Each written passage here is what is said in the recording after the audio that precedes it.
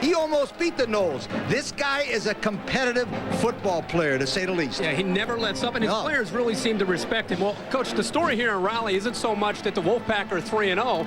It's how they've gotten to this point, coming back in 2 of their first three games in a big way, and also the freshman, the quarterback, Phillip Rivers, and the way he's been able to go out there and lead this team throughout the first 3 games. He's thrown for over 1,000 yards in the first 3. You can see he's second in the nation in total yards per game, and he has outstanding poise. It's going to be tested tonight in a big way against a defense that is much quicker than anything he has seen up to this point. He's a freshman. He's going to make mistakes, but the coaches will hang with him. And Dr. Jerry Punch, I know the players are excited, but his coach, Chuck D'Amato's got to be more excited. Exactly, Herbert. You know, Phillip Rivers and his teammates firmly believe that first-year head coach Chuck D'Amato will lead them to the promised land in terms of bowl games, conference championships, and even more. And why not? D'Amato has played and coached his way to 11 Atlantic Coast Conference championships. You know, former players say D'Amato will treat you like a son, but he's not afraid to get in your face if he thinks it'll make you a better player and a better person. D'Amato says simply, hey, my name ends in a vowel, so you're not going to out-talk me, and you're not going to outwork me. Mike Tirico, the last time NC State hired a Division I head coach whose last name ended in a vowel, they took a floundering basketball program all the way to the national championship. His name was Jimmy Valvano. And that special kind of electricity could be around the football program again. George O'Leary, 6th full season, took over part of that 7th season, has never lost to NC State. Humid night here in Raleigh. Chance of showers as the evening moves on. Luc Manger set to kick it off for Georgia Tech, which won the toss, defers the option to the second half. Still coming in, but a sellout crowd of over 50,000 at Carter-Finley. We'll watch Corin Robinson take a knee, and the drive starts from the 20 for North Carolina State. So here comes Phillip Rivers, who was the high school player of the year in Alabama last year and has come in as a very good quarterback, 2nd in total offense in the country. The skilled players around him, Corin Robinson, the wide receiver, jumps out. Unrelated, Ray Robinson, a running back, starting to get that look again. He was the ACC Rookie of the Year a couple of seasons ago. Willie Wright's the tight end, but really acts as a wide receiver in this offense. As you watch North Carolina State, think BYU's offense, a lot of short passes. The offensive coordinator now here is Norm Chow, who ran the BYU offense. Corin Robinson on a reverse on the first play, and he's pulled down. Just a yard gain off the end comes Nick Rogers to make the stop for Georgia Tech. Mike, in the first 3 football games, North Carolina State has opened up with Corin Robinson Kirk deep. Now, what they've done here is Norm Chow told me before the game that he wants to run a reverse play because Georgia Tech has a tendency to flow real fast. Nice call, even though it didn't work. It keeps the pressure down from that reverse and also keeps that pursuit down. Ryan Peterson and Eric Leak getting sorted out as you see Robinson back at the backfield, and now Corin Robinson, the receiver, comes to the near side. Rivers to throw, nobody open, and he'll go down. Won't be a sack as he'll actually gain about a yard on the play. It'll be 3rd and 8. Blocking form led by Jarvis Borum, who's lost 30 pounds, but still weighs in at 323. The center and right tackle are substituting for injured players. Kirk, the front 4 for Georgia Tech, pretty good speed on those corners, huh? Well, they're going to have to get pressure from the defensive ends. Greg Gathers and Nick Rogers, both guys can apply pressure, and with a young quarterback back there, look for them to really pin their ears back and come after him. It's going to be 3rd down and 8 for North Carolina State, which has some personnel issues. Just 4 on the play clock. A 3rd receiver came in after the play was called in the huddle. And Rivers off the corner, still gets it away, and the pass is incomplete. There was some of that speed rush for Georgia Tech, getting it done. Really brought down by Darryl Smith, a backup linebacker, who's moved to the middle linebacking starting spot, replacing Matt Miller, along with Ather Brown and Ricardo Wimbush. And in the secondary, Jonathan Cox, a freshman, gets the start. Marvius Hester back from a hamstring injury. The safeties are very good as well. 4th down punt for North Carolina State by Austin Herbert, freshman. Picked up by Will Glover. Eludes Corin Robinson, but can't elude LeVar Fisher and Bobby Moore, who are down for the stop. No return after a 39-yard punt. The quarterback for Georgia Tech is George GODSEY. His brother Gary, quarterback for Notre Dame now. Solid, not spectacular, and intelligent junior. Behind him, Joe Burns comes back after missing most of 99 with an ankle injury. Wilder is banged up, won't see him for many snaps. Kelly Campbell is a big play receiver.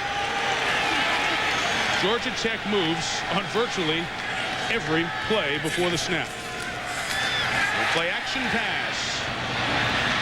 For the tight end, Russell McVay across midfield and past our ESPN 1st and 10 line. 11-yard pickup. Let's check out the men blocking for the Georgia Tech backfield. An offensive line is led by the senior Chris Brown, a 3-year starter from Augusta, Georgia. Schmidjall, I should say, is a former walk-on who's become a pretty good football player. This NC State defensive line only has 3 sacks in 3 games. The strongest man on the team is Jeff Fisher. He's the captain of the defense, number 90. 1st and 10, and a couple of yard run on 1st down. Out of the backfield with Joe Burns. We'll share time with Sean Gregory in that backfield. Check out the rest of the defense for Georgia Tech. 44 is pretty good, Lee. LeVar Fisher was the leading tackler last year. Got quick, always around the football, Kirk, and I love the way he gets to the ball. Key man back here in the secondary is number 1, Adrian Wilton, will have responsibility both pass and run against this Georgia Tech offense that shows you a lot and does some other things, including a little mix of the option. And that is Gregory taking it just shy of the 40. Down at about the 42. Sean's a junior. Carried 18 times thus far this season. Averages 3 per. Picked up about 6 there. Gregory has great speed, and Georgia Tech, one of the things now with George GODSEY, a quarterback, not the flash of what we've seen in the past with Joe Hamilton, but he is very consistent and understands what Ralph Friedgen wants out of the offense. Interesting. 5 different plays. 5 different formations, too. Yeah. 3rd and 2 there on Burns for the 1st down to the 38-yard line, where his forward progress will be marked. We talked about it in the opening. They have not used the same formation twice in a row. This time, they used an unbalanced line to get North Carolina State to move over and came back to the weak side. Kirk, Ralph Friedgen right there is one of the offensive coaches, I think, in the country that has the best mind. But he's a great teacher also, isn't he? Outstanding. He demands a lot. I mean, it's a lot of work. You got to prepare hard as a player, but it pays off on the game. Wilder, who's battled knee injuries, is the fullback in motion. And on 1st down, GODSEY to the air. Out of bounds for 8 yards with Will Glover, the sophomore receiver. He and GODSEY went to the same high school, Jesuit, in Tampa, Florida. See, if they can control the line of scrimmage and mix things up, running a little option, a little bit of power, then they can really go to their weapons because they have tremendous skill on the outside. Glover here, look at the cushion that Glover has against Brian Williams, able to make a play and get up. That eventually they're going to bring those corners up, and they have the speed to go by them as well. 2nd and 1. Burns. LeVar Fisher stands him up. Adrian Wilson brings him down. That's not Fisher, it's D'Antonio Burnett, 45 in on the tackle in the middle linebacker spot. 3rd down coming up. Burnett, a sophomore. Got a lot to do as the middle linebacker when Ralph Friedgen is the offensive coordinator on the other side. One of the opponents said of Ralph Friedgen the other day in the SEC, he's like a baby Steve Spurrier. Great combination there, Spurrier and Friedgen. 3rd and 3, they run the fullback, touchdown! Joe Burns into the fullback spot. Busted up the middle for 31 yards. The unpredictable nature of this offense, Burns, who's normally the tailback, lines up in the fullback spot.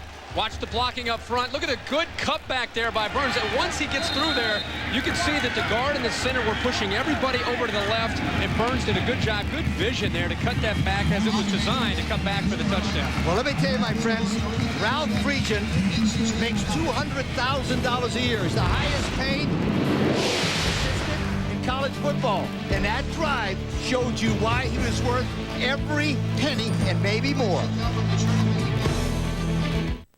I'm from AXA Advisors.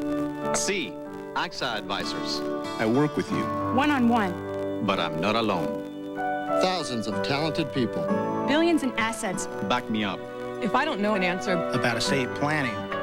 I do. If I need an expert in asset allocation, In deferred compensation. I help. AXA Advisors. One-on-one. This great team Can help you grow. succeed. AXA Advisors, building futures. With a car this old, you expect some miles on the clock. But this one has over 1 million. In a real test for Mobil 1, it equalled 40 laps around the world. Then they tore down the engine, and many of the parts, even the piston rings, were almost like new after 1 million miles. You want your car to last? Use Mobil 1. And I figure you'll wear out your seats before you wear out your engine. Nothing outperforms Mobil 1.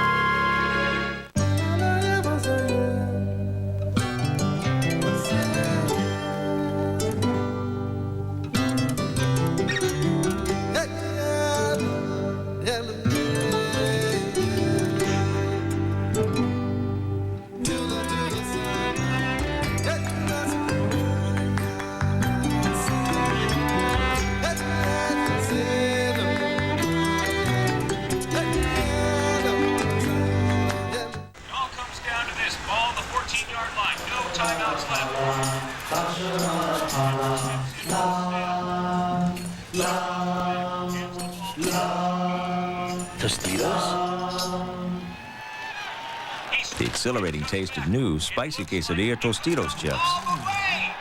Fight, fight, and march down the field. Pile up the touch. It's fun for everyone. Dig in, kick back, Tostitos. One of the things that we saw last year, the last few years under Georgia Tech, is the triple option. I want you to watch this man and watch the guard not even touch him. This is a true triple option that we've seen from Joe Hamilton. Quarterback GODSEY reads it. The defensive tackle stays wide. He gives it to Burns, and Burns cuts it up, actually on the wrong side of the guard there. Absolutely. That play was designed to go over the left guard like you drew it, but Burns saw it and cut it back. The key thing on that one, Mike, is they slipped Joe Burns in at fullback, and he all the way for a touchdown. Kind of taking the role that Ed Wilder had previously, but since he's banged up and can't play as often, Burns has the ability to play both the running back and the fullback. Luke Mange, who added the extra point, will kick to Julius Patterson, backup free safety, and Corin Robinson. Georgia Tech up early, 7-0, and we expect lots of points tonight. Chased down by Julius Patterson. Up the sideline. Oh, it's a good thing. And he was yanked out of bounds at the 30 because he had an open lane there. Well, College Game Day makes its first ever trip to Eugene, Oregon, where UCLA Oregon's the big game of the week. That's at 8 a.m. Pacific, 11 Eastern. Then a Big Ten doubleheader. Minnesota will take on Purdue. Boilermakers coming off the loss to Notre Dame. And Michigan will take on Illinois in Champaign. The Big Ten in prime time. Great doubleheader Saturday on ESPN. Phillip Rivers, very used to this situation. NC State trailing as they did in their first 2 games. Rivers is not the most mobile quarterback in the history of creation, and he gets a couple of yards there. To the 22. Greg Gathers, the starting right end, made the play. Tremendous amount of pressure on Phillip Rivers. A lot of talk here in town about what he's doing along with Chuck Amato with this offense, and now all of a sudden he has a chance to be seen all across the entire country, and he's going up against the best defense that he has seen all year, with defensive ends and linebackers that are going to get after him and pressure. He faces second down and a toss to Ray Robinson. Robinson only had 6 carries for 11 yards, and Ricardo Wimbush greets the junior after a couple of yards there. That defensive lineup was perfect, you guys, because of George O'Leary's theory of stopping the run first. He had 8 guys in the box to stop that run and then forcing them to pass. Ted Roof might call the defensive signals, but George O'Leary has been famous for being its defensive coordinator himself. Standing defensive line coach in his early college days, needing to get to the 39. Greg Pop is a first down pass to Brian Peterson at the 42. The sophomore in state from Clinton, North Carolina, catches the Phillip Rivers pass. What North Carolina State needs to be able to do, you see the receiver coming in motion, is be able to take advantage of man coverage here. Brian Peterson, who's kind of a possession guy, finds the stick, sits very softly right in front where he can get in front of the defense and picks up the first down.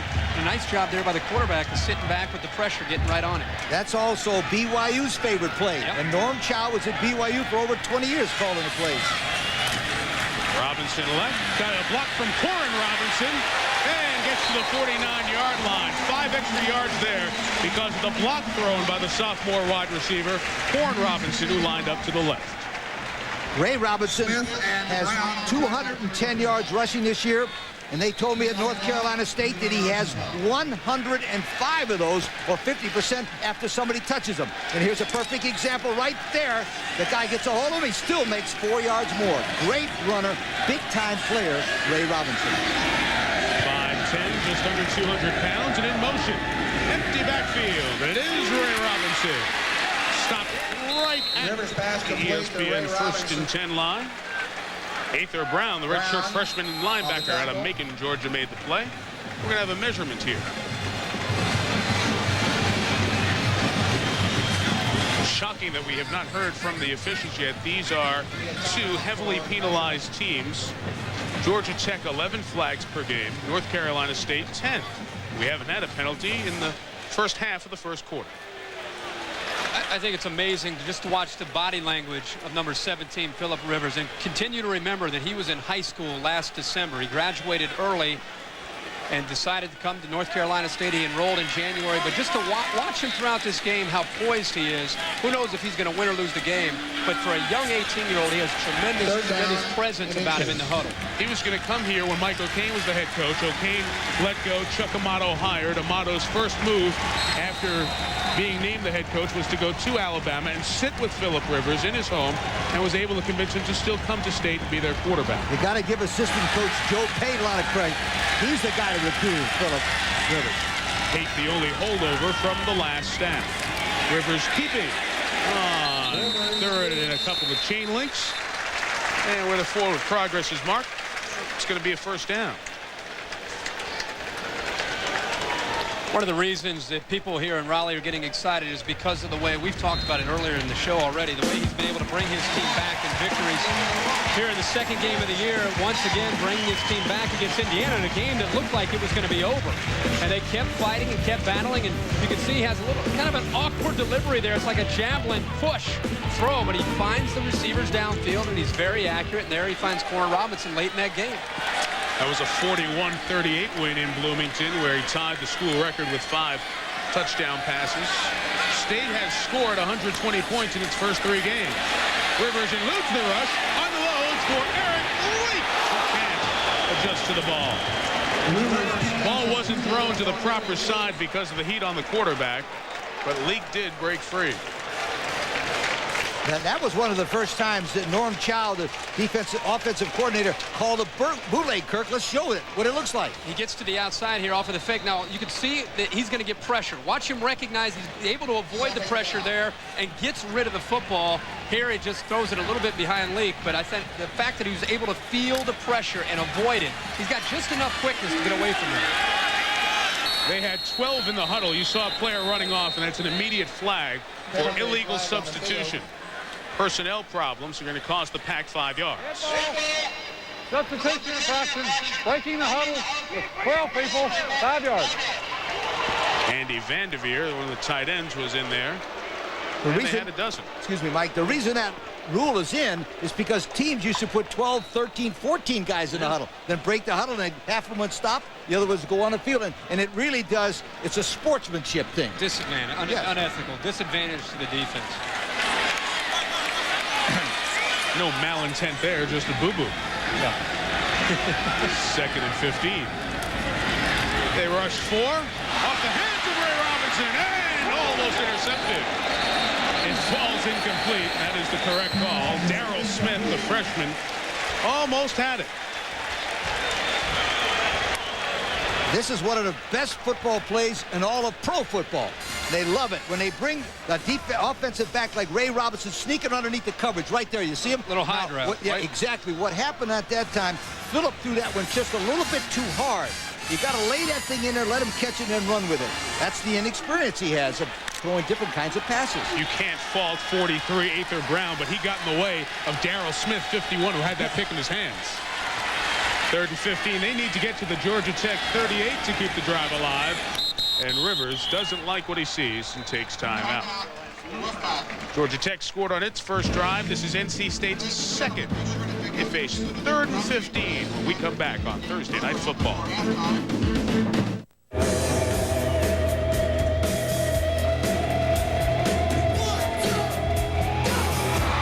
Spotlight Series presents Third Eye Blind Live. Win a trip to New York, Chicago, or San Francisco to see a private concert. Enter where Bex is sold. We were there when you babies really began to boom. We were there when you were a generation on the road. And when you were surrounded by the children of peace and love. We were even there when you had children and love, if not always peace.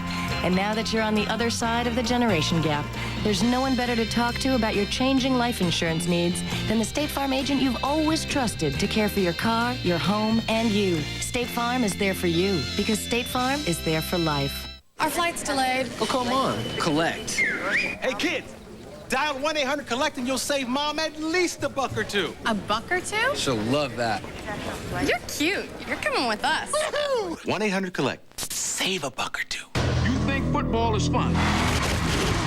Not anymore, though, is it? Zero fun, sir. All right. You got anger, that's good. And I don't need you up on my face. You got aggression, that's even better. Get up! We will be perfect in every aspect of the game. We don't let nothing come between us. We're gonna change the way we run. Change the way we block. Change the way we win. We are changed. Remember the Titans. Rated PG. Starts September 29th. Last year, Illinois upset Michigan in the Big House. This year, the Wolverines hunger for revenge. Michigan versus Illinois at 7:30, Saturday on ESPN. ESPN's presentation of Thursday night primetime college football is brought to you by Tostitos. Dig in, kick back, stay all season. And by AXA Advisors. AXA Advisors, building futures. Victories over Arkansas State, Indiana, and SMU have Chuck Amato starting at 3-0. First head coach since Harry Hartzell in 1917 to get off to this kind of start at NC State. After the timeout on 3rd and 15, see how many Tech brings. They rush 5. And Rivers uncorks nowhere. Felt the heat. Good coverage by Georgia Tech. His defense has improved a little bit. It's 4th down. There's the pressure again from the defensive ends. Georgia Tech now, they have good speed on the perimeter. They are able to cover when they're healthy, and they also can blitz you with linebackers and defensive ends. And there you can see there was a little bit more of a coverage sack, but also maybe a mix-up between Corn Robinson and Phillip Rivers. Austin Herbert gets away the kick.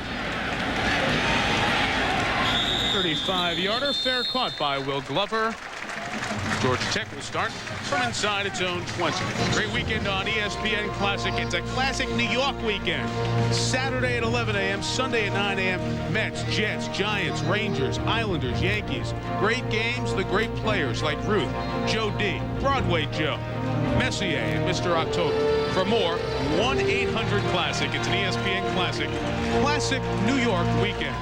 They did the classic Michigan weekend last weekend. It was outstanding. 1st and 10 from the 19.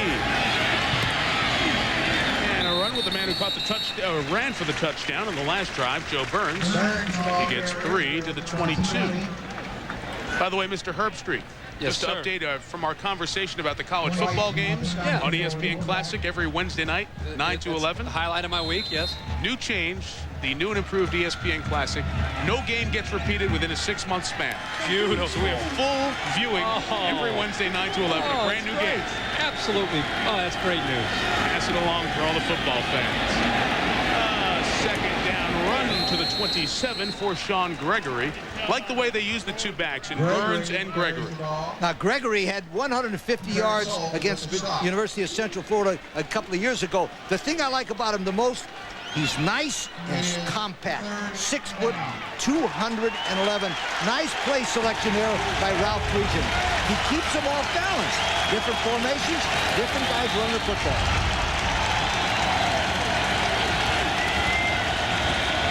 3rd down into the line. That's going to be a 1st down. It was Joe Burns that time, the sophomore out of Thomasville, Georgia. And he leaped to where he had to get to, the 29-yard line.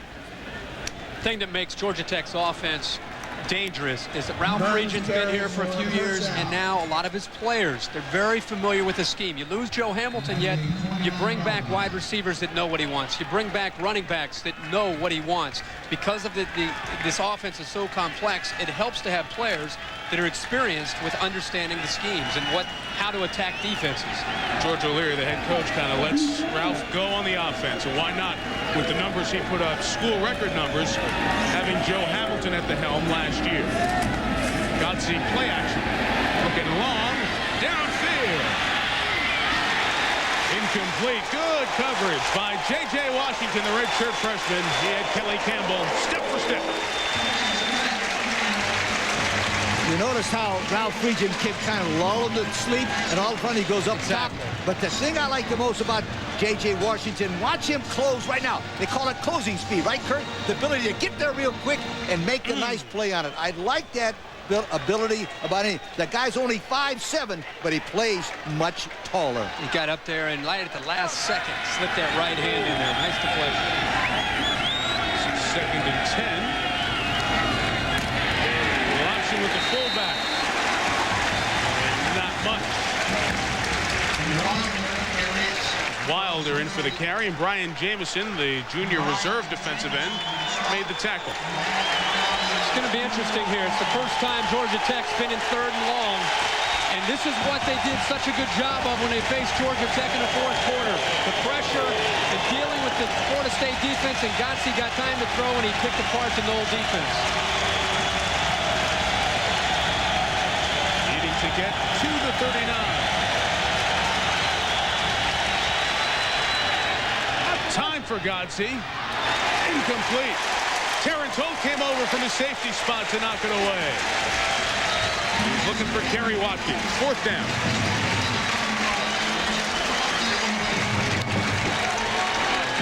Ralph Regent says Kerry Watkins is playing some of the best football that he's played in his brief career here, laying out. It would have been a fantastic catch.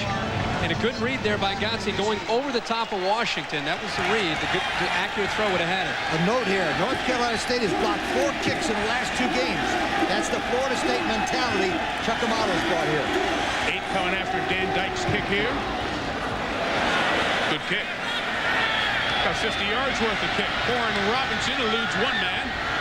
And the starting receiver shakes and bakes, but gets only 3 yards. Matthew Etheridge on down to make the tackle for Georgia Tech. Phillip Rivers gets his 3rd shot with the ball. 2 drives, no points thus far. Strike Force 1, laser up. I am your leader. Could you turn that off, Jake, please? I can't. It's buried in the back. Maybe if you hit a bump, it'll shut it off. Try a bigger one. Unibody construction, independent suspension. The Lexus RX 300 is incredibly smooth on almost any road. I am your leader. For value, the RX is the leader at Nelly Lexus and Hennessy Lexus.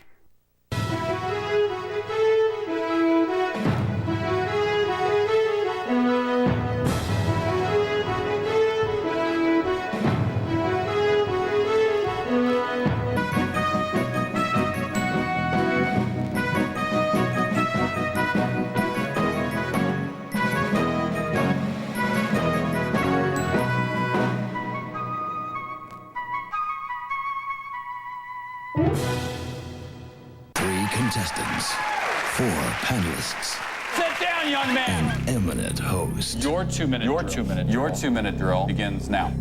Which Yankee shortstop? The only Monday Night Football analyst. Which tiny point guard had 19? Which manager was hired and fired 5 times? NFL defenseman has been. Which Houston Rockets forward? 1 very hot seat. 2 of the toughest minutes on television. ESPN's 2-minute drill, the ultimate sports quiz show. Mondays at 7, hosted by Kenny Mayne.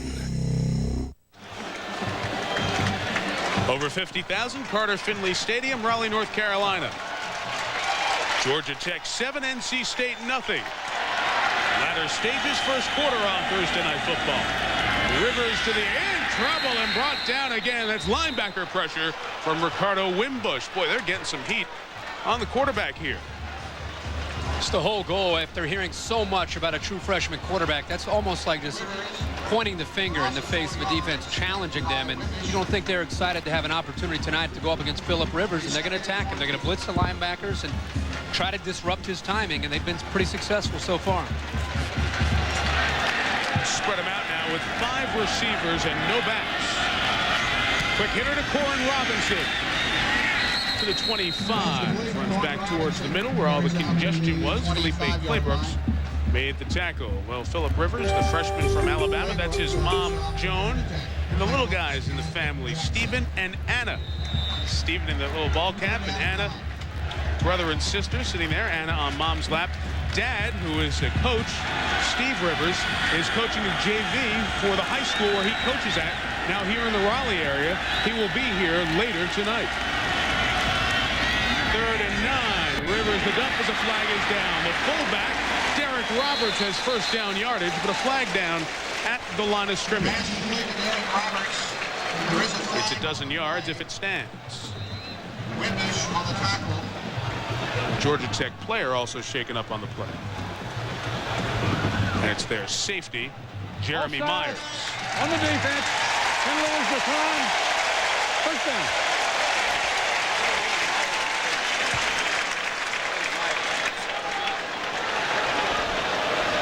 Jeremy Myers went down in a heap. Don Lowe, the outstanding director of sports medicine at Georgia Tech, is out there to check out Jeremy, whose brother John is a wide receiver on this team.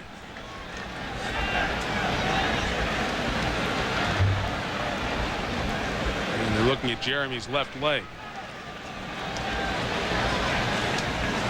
Mike, he came up to make a play on the big fullback, Derek Roberts.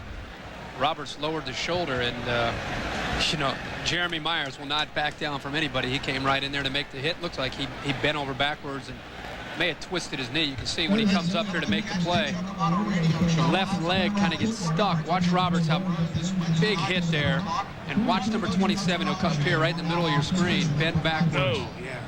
That left leg. Left leg, whether an ankle or a knee, something got stuck there.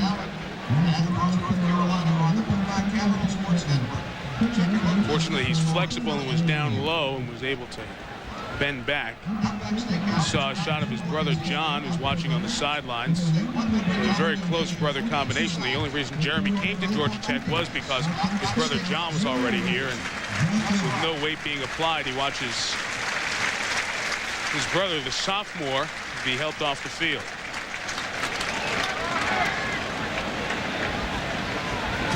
Jeremy Myers, an important part of those safeties for George O'Leary's defense tonight. Really the quarterback of the secondary. They call him their most reliable defender, a guy that they know they can count on back there. So hopefully he's going to be okay. Hopefully he can get back in the ball game. In the meantime, Corey Collins, number 4, will replace Myers.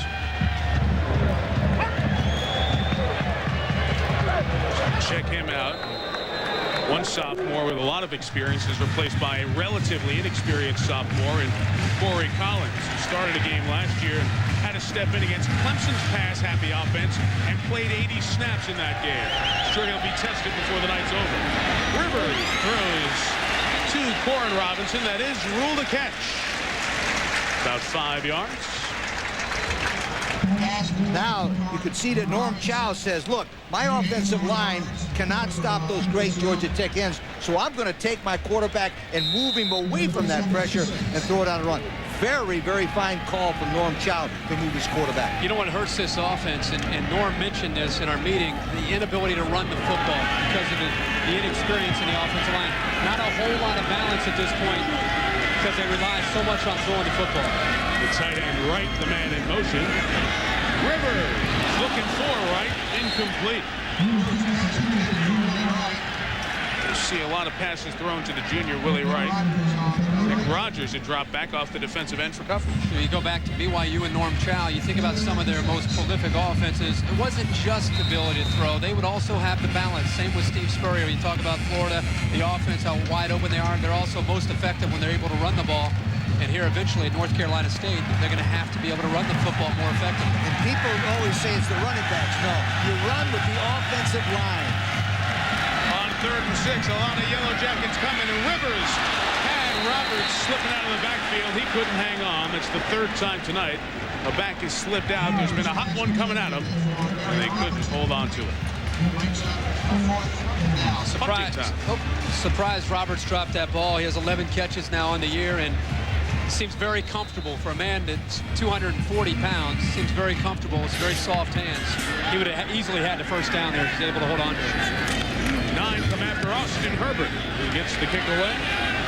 Freshman from right down the road in Cary, North Carolina. Sees his punt fair caught by Will Glover at the 26. Well, at halftime, Chris Fowler will show you the hidden video for the week. You can go onto ESPN.com and choose the hidden video that you think is the best, whether it was the player of Delaware's halfback Craig Cummings, an all-around great game, Kaz D'Amato, the wide receiver from Chattanooga, or Washington and Jefferson's quarterback Brian Dawson. The last two had 6 touchdown performances.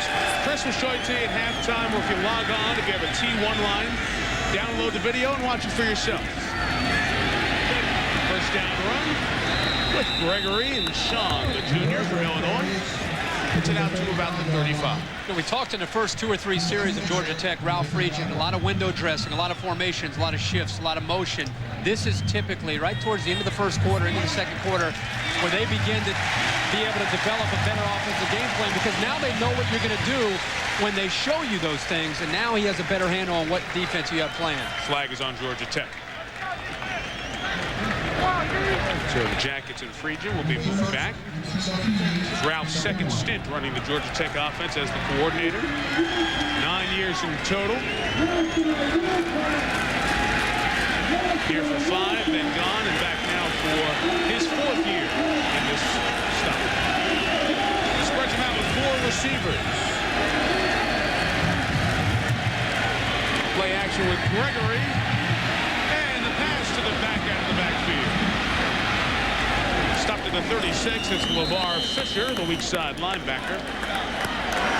After a pickup of 16, getting close to the first down. The reason why this play works so well is that Ralph, and the offensive genius he is, sends everybody deep. Watch, everybody goes deep, except he sneaks the back out right there for the little dump pass. The reason why that play works so well is, remember that long pass they threw earlier? Everybody, Kirk, dropped off deep with those wide receivers and sneaks the guy underneath. They have to respect the speed of Watkins and Campbell and Glover. They can get downfield in a hurry. 2nd and 1. Mishandled the snap to George GODSEY. The exchange with David Schmidjal, the center. He fell back on it. It'll be 3rd down for George. As we told you, his brother Gary, now the quarterback at Notre Dame after the Arnaz Battle injury. There are his parents, John and Barbara GODSEY, who are doing a lot of commuting these days, back and forth between where Notre Dame plays and where Georgia Tech plays, or when they're playing on the same Saturday, one goes one goes to the other. They work out nice here, Thursday, Saturday, Thursday in Raleigh, and over the weekend they'll be in East Lansing. Notre Dame plays Michigan State. Their son throws 3rd and 2 for a first down to Will Glover. Hit from behind by Edric Smith, but across midfield, a flag comes in. Well away from the play. 17 if it all stands. That's a 16-yard gain. There's a flag down. 5 yard. Face mask on the tackle. 10 last from the end of the run. First down. 2 teams that usually absorb a lot of penalties, mostly flag-free thus far. 53-year-old Chuck Amato sees Tech moving it. That was an automatic. Yeah. You notice the quarterback right there, Kirk? He's calling for a quick hitch. Works perfectly. He saw the cornerback off at about 8 to 10 yards, and for again a young quarterback, based on playing experience, showing maturity there to make that check. And the first quarter comes to an end. Georgia Tech dominated that quarter on offense. 64 more yards than the Wolfpack. George O'Leary's team has jumped out to the early lead. Both teams successful in the air, but on the ground for Tech, where they do their damage. And the lone touchdown was scored by Joe Byrne. Through 15 minutes in the ACC, it's the Jackets by 7 on Thursday Night Football. NFL NFL Tonight, Tuesday through Saturday on ESPN2.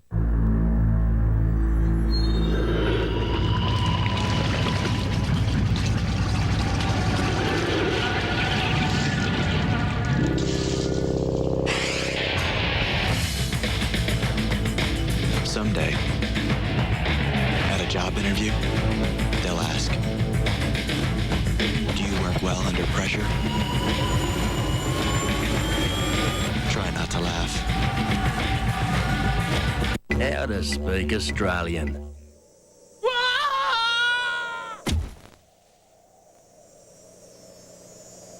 Javelin. Beer. Foster's, Australian for beer. Choose one. Either Wendy's delicious classic double with cheese or Heather. What was that again? Choose either Wendy's classic double made fresh so it's very hot and juicy or Heather. Wow, that's a tough one. Well? Heather? That's never happened before. Yeah, I knew it. We should have added Biggie fries and a drink. Wendy's classic double with cheese, bliss, at least when it comes to hamburgers.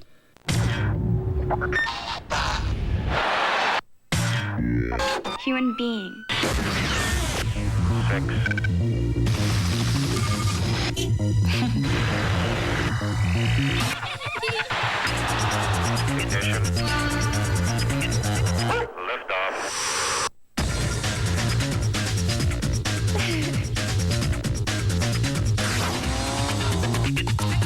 TLC. Life unscripted.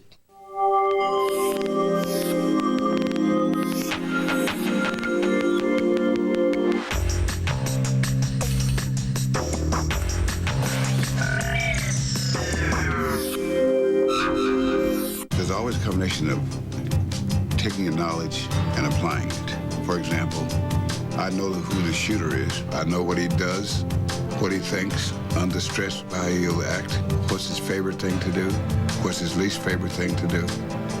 And I got most of my rebounds before he took the shot. Knowledge is the edge. Call your advisor or Invesco Funds about the Dynamics Fund. You should know what Invesco knows. As we start the second quarter, you see that Georgia Tech dominated the first. North Carolina State unable to run the ball. Just 12 yards on the ground. 1st and 10, Tech is driving. And GODSEY hits it to Gregory. And he is snowed under. Not much for Sean in that carry. At the end of the first quarter, Jerry Punch spoke with George O'Leary. Coach, you dominated the line of scrimmage on both sides of the ball. How important was it for you to stop Rivers and company and get some points up early? Well, I tell you, we're doing a good job there. We just got to cover some of those short passes, and we got to establish the line of scrimmage offensively. Can't have penalties, and just got to keep moving the ball where you got to move it. Thanks, Coach. Thank you. George O'Leary, age 54, took over for Bill Lewis now 7 years ago. GODSEY steps up. He felt the heat. Spill at the 42. Clayton White up from his strong side linebacker spot for the solo tackle. 3rd and about 8 coming up. So far, we've seen very similar attack to what we've seen in the last 4 years with Joe Hamilton under center. Here's what you miss when you lose a Joe Hamilton. The ability to scramble and improvise. There, GODSEY able to get back to the line of scrimmage. But if that's Joe Hamilton, maybe he's able to pick up a first down. And that was an awful nice tackle by Clayton White, number 50. He kept his head up, smacked him real good. Out of the backfield, incomplete. 4th down coming up. Mom and Dad unhappy with that play. And they watch their son head off to the sidelines, and the punt come up for the Yellow Jackets. So a good stop for the North Carolina State defense, which is coming off a shutout performance against SMU, 41-0. Dan Dyke will try to pin Georgia Tech inside its own 10. 5 of his 11 punts this year inside the 20. This one all the way back. Touchback. 2nd time that's happened to Dan Dyke this year. And State will take over at its own 20. Well, this is a night to find out what North Carolina State 2000 is about. They're 3-0, but arguably, even they'll tell you, they're not sure how tough the competition was in those first 3 games. The next 4 games will truly measure them, starting with this Tech team tonight. I think Clemson and Florida State might be too good for this football team, but everybody else on the schedule, Kirk, I think they could beat anybody else, except Florida State and Clemson coming up. Florida State and Clemson, 2 of the top dogs right now in the ACC, but I think it's because of this newfound confidence that Chuck Amato brought. They believe that they can win these games, and I think that's a difference. Rivers to Robinson. Ray runs out of the gun. And for a first down across the 30 into the 32. Much needed for the NC State offense, which has done very little the last 5 quarters on the ground. Well, this is a perfect call because Norm Chow sets it up like he's going to throw it, and he gives it to Ray Robinson. The reason why that play worked, Kirk, is the fact that they showed pass with the offensive linemen. They rushed. Those guys are rushing hard. Right in between them. That and Ray Robinson, again, able to break a tackle at the line of scrimmage and pick up that first down.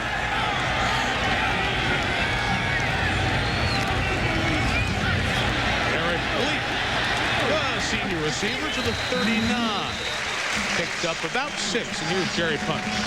Guys, sophomore free safety Jeremy Myers on the Georgia Tech bench said the news not too bad. They've checked his knee. They had it taped a moment ago, had him up running around a little bit. He didn't feel like the knee was very stable. They're going to put ice on it, take him in the locker room at halftime, reevaluate him at halftime, but there's a possibility of slight that he could possibly come out and play in the second half. Mild knee sprain, left knee, Jeremy Myers. Well, that's good news. It could have been a lot worse.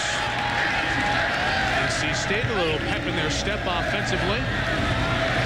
Rivers adjusting for 2nd and 4. Quick shot to Eric Bleak. Made 2 people miss. Shot to midfield. Picked up 11 and a first down. Completely different tempo right now with North Carolina State getting in and out of the huddle. There you see their freshman quarterback, Phillip Rivers, at the line of scrimmage, sees a 2-on-2 advantage that he wants, knows it with Leak and the quickness that he has. All he needs to do is be able to get his other receiver right there, Corin Robinson, in the way of the defender, and Leak can pick up a first down because of the way he can break tackles and shake them. Talk about tempo. He had him in and out of the huddle in 7 seconds. Lost the snap there in the exchange with Derek Green. It'll be 2nd and 11. Keegan Weir was the starting center for this team, and both last year and this, early on in the year, Keegan Weir suffered a broken leg, break of the same leg, so now Green lines up next to Reggie Poole, the right guard, and 73, sophomore out of Charlotte, is the center. 99% of the time, when they bring a linebacker right up there and he can smell his breath, the center has a bad extent. That's exactly what happened that time. Play action. 2 receivers down there, and one of them's Corin Robinson, who got down on the ground and caught it at the 38. First down, State. Did it in front of Marvius Hesed. Number 3 is a man. Number 3 can be a really good receiver. Number 3 can be in that freak category. He's very gifted athletically. Just needs to continue to develop and become a more consistent receiver. He makes the one-handed spectacular catch, and at times he'll miss the easy one. And that's what the coaches are trying to stress upon him, being more consistent. Robinson's leading that train up at the top. They run down to the right. Ray Robinson, unrelated, and Darryl Smith comes over and makes the play. Another good one for the true freshman who saw his first action against Florida State. Played well in that game. Darryl Smith in on the tackle for Georgia Tech. 2nd down. Here's George. George is a football guy, you know. Just football is priority 1 with George O'Leary. Started coaching out on the eastern end of Long Island as a high school coach, went up to the central New York area, Liverpool High School just outside of Syracuse, was an assistant at Syracuse for a while. Eric Bleak reversing the option to Ray Robinson to the 23, and it was a legal hit, according to the officials. First down, State.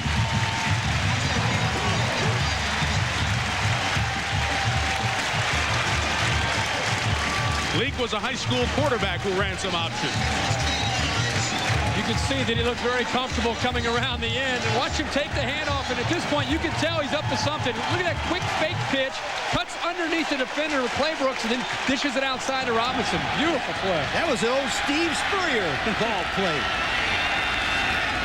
Play pass. Rivers intercepted. He was slipping on the way down. And Tony Robinson, the defensive tackle, dropping back, put on some heat, and Merrick Watson comes up with the interception.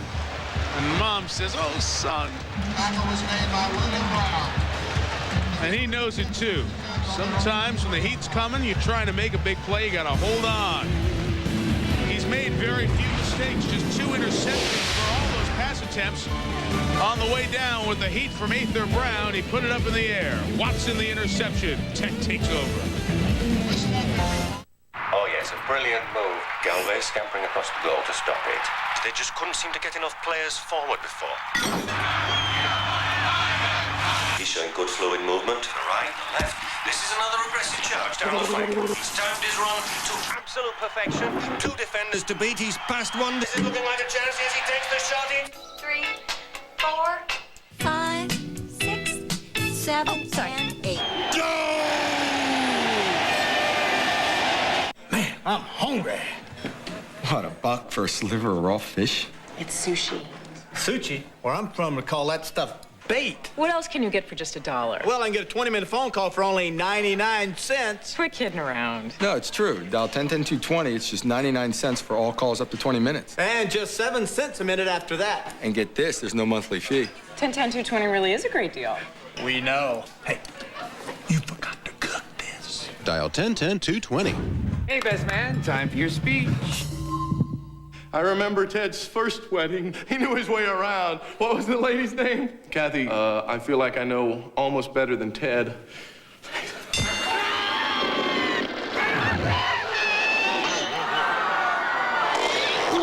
Don't be a victim of bitter beer. Drink Keystone, America's never bitter beer. Always a great taste, never a bitter face. Thank you. Whoa.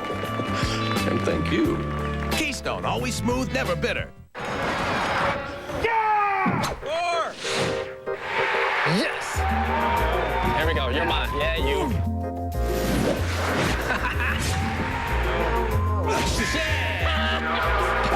Sweet. Looks good to me. Tiger may never get into the Olympic Games, but at least he can get into an Olympic Edition Regal. Looks like I got the gold.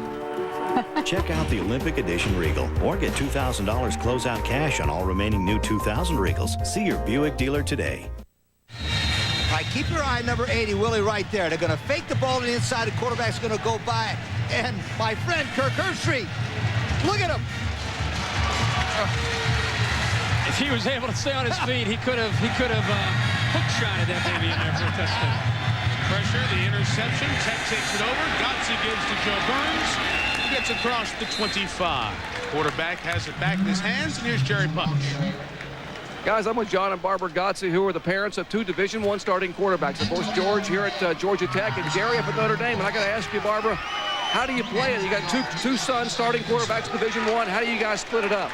Oh, it's really exciting for us. In fact, last week I was in Atlanta to watch George play Navy, and John was at South Bend, Indiana, watching Gary have his first college start. Michael, come back down this moment. Okay, Doc, 2nd and 7. Little option. It's Sean Gregory with the first down. Pushed out at about the 40 by Adrian Wilson. Jerry?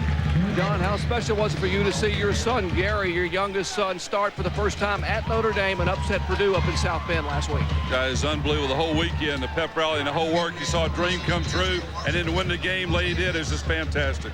I'm told, George told us today that he and his brother are very, very competitive. They're always trying to one-up each other on the telephone. In fact, this weekend, George called Gary and reminded him he still had more passing yards than what Gary had last week, even though he won. All right, Michael, come back down in a moment. George throws complete.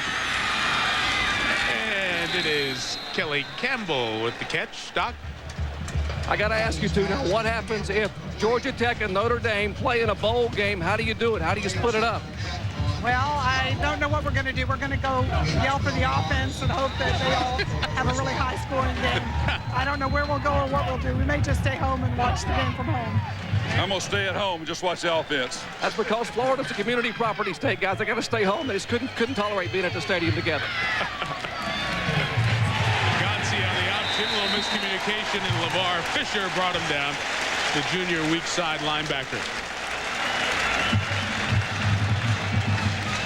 Nice visit with the parents of Ralph Friedgen's quarterback. You know, Jerry brought up the possibility of them playing in a bowl. Notre Dame has an agreement with the Big East that if Notre Dame is bowl eligible but doesn't go to the bowl championship series, they can take one of the Big East spots, which is in the Gator Bowl. And Georgia Tech has played in the Gator Bowl the last 2 years. So it's unlikely Tech would play in that same bowl 3 years in a row, but it is a possibility. George GODSEY, 2nd and 11. It's Gregory out of the backfield across the 40 into the 35. Clayton White made the hit. 17 yards too late. First down. I love the look of Sean Gregory. He has the most speed of any back in the Georgia Tech backfield. He led Tech in rushing back in 1999. Here he's just going to take it out of the backfield. GODSEY a good job of recognizing, using it as an outlet. Now watch what he can do in the open field. He makes 3 guys miss him. He picks up 1 block, and he almost slipped by them all and got into the end zone. Nice running back in Sean Gregory. Dad's got a little fire in him. Dad played offensive line for the Bear at Alabama, so he knows all about football. It is Joe Burns taking it over the 30 and to the 28-yard line. It's an athletic family. In addition to Gary and George, the older brother, Greg GODSEY, played at Air Force. And it's a very talented family as well. One sister who's a lawyer. Entire family that is outstanding. Mom's a teacher, dad an entrepreneur. Educated and athletic. From the 29, big opening for Joe Burns. In the red zone. At the 17, flag is down back at the line of scrimmage. There is a flag on the play. And I think this is coming back for a hold on the Jackets. Holding on the offense. 10 yards. Spot of the foul. Repeat, second down. Spot of the foul is the line of scrimmage. They're going to bring this one back, but I love the play calling right now. They're mixing up play action pass. They're running the ball to the outside. They're ripping it up into the middle, making it very difficult, keeping North Carolina State's defense on their heels right now. What they've done 2 plays in a row, Kirk, is they've run an unbalanced line, Mike, and North Carolina State has not adjusted to it, and they've run right straight at them. The unbalanced line means they put 1 lineman more than normal on one side. Balanced here with 3 receivers in the I formation. From the 38. The option toss. Gregory takes it down to the 33. LeVar Fisher, Adrian Wilson, the 2 active guys among the top tacklers on this team. Fisher's going to come out for a break.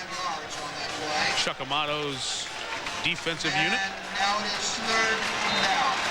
Always talk about closing speed on defense, and that's what LeVar Fisher has as a linebacker. As soon as that ball was pitched, boom, came right up and made the tackle.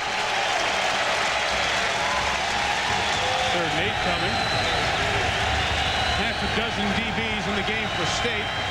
Tech has 4 receivers. GODSEY looking long. Great play by Adrian Wilson. Kelly Campbell was the intended receiver.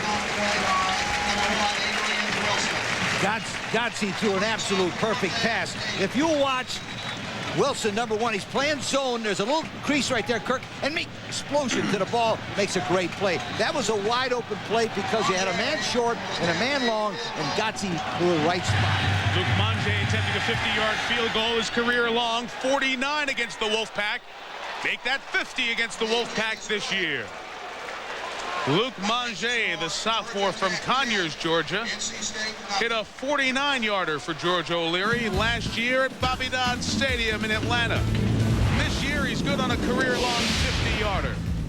And more than halfway through the second quarter, he's given Georgia Tech a 10-point lead. The rich, full body, deep amber color, and crisp mountain cold taste, without all the alcohol. It's the taste that keeps designated drivers on their game. That's Coors non-alcoholic. Hey, do you guys like to trade stocks? Yeah. So, you trade stocks frequently? Frequently. Frequent traders love Power E-Trade. You get free NASDAQ Level 2 quotes, real-time streaming portfolios, and a free DSL connection that's 50 times faster than most modems. Bang, like that, like wham. Oh. So, how does $4.95 a trade sound? Good? Wow. Love it. Sign up with Power E-Trade right now and get 25 trades. Very powerful. 4. Yes. There we go. You're mine. Yeah, you.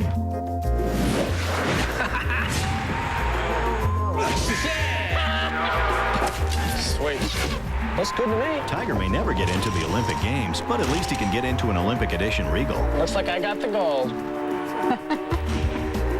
Now save $1,250 on the Olympic Edition Regal for a limited time at your Buick dealer. The rich, full body, deep amber color, and crisp mountain cold taste without all the alcohol. It's the taste that keeps designated drivers on their game. That's Coors non-alcoholic. Last year, Illinois upset Michigan in the Big House. This year, the Wolverines hunger for revenge. Michigan versus Illinois at 7:30, Saturday on ESPN. ESPN's presentation of Thursday night primetime college football is brought to you by Keystone Light. Always smooth, never bitter. And by Buick and your local Buick dealers. Georgia Tech has beaten North Carolina State the last 5 years, 4 of them by double digits. They have a double-digit lead right now, 10-0. Carter-Finley Stadium, Raleigh, North Carolina. Great to have you on Tobacco Road for the ACC on Thursday Night Football. Dr. Jerry Punch on the sidelines, Mike Tirico, Lee Corso, Kirk Herbstreit. An early touchdown run of 31 yards by Joe Burns, and Luke Mange just connected from 50 yards out to make it 10-0. Good to have you with us for live sports on national television this Thursday night. Philip Newman to kick. Newman kicking for Tech. Corin Robinson from the 3. With an opening. Kicker. Got past him. See ya. Corey Collins had an angle. Corin Robinson to the house, but a flag is down at the 17. It's coming back.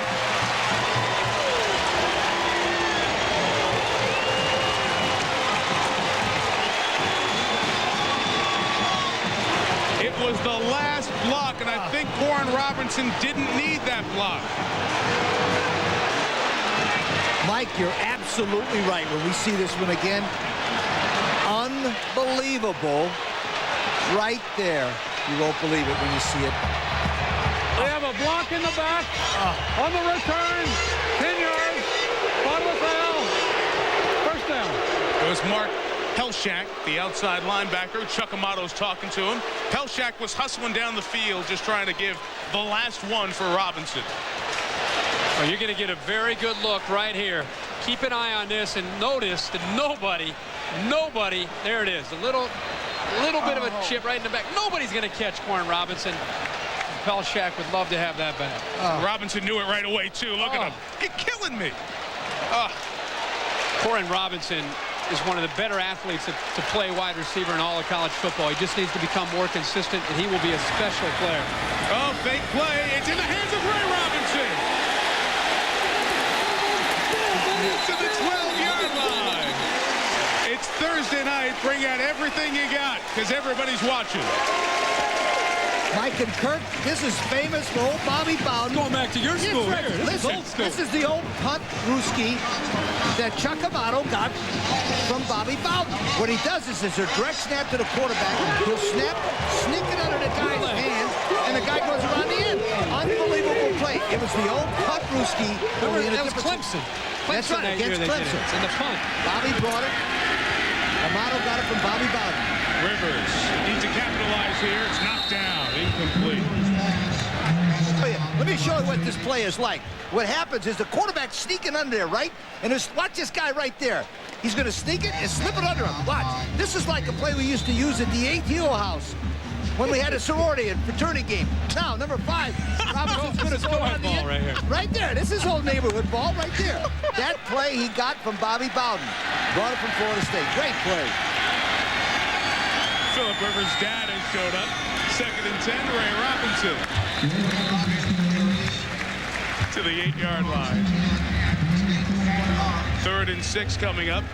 Rivers is the son of a coach. And we told you Dad had a high school game, and he hustled on over from his JV game as he's a coach has arrived to see his son in a familiar position this year, down 10-0.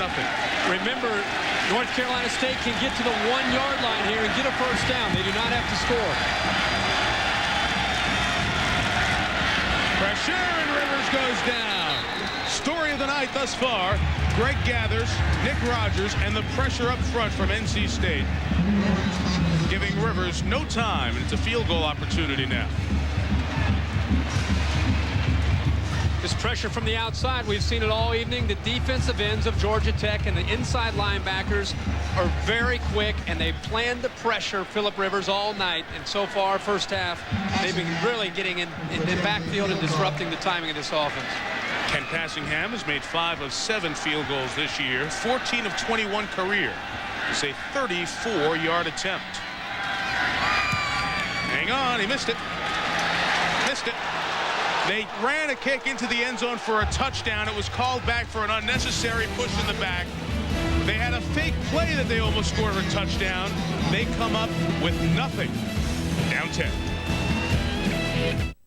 Play the Huddle House Fantastic Football Scratch and Match game to win a new Dodge Ram truck or one of thousands of other prizes. Match the right 3 and you'll be here when the truck is given away at a Falcons game.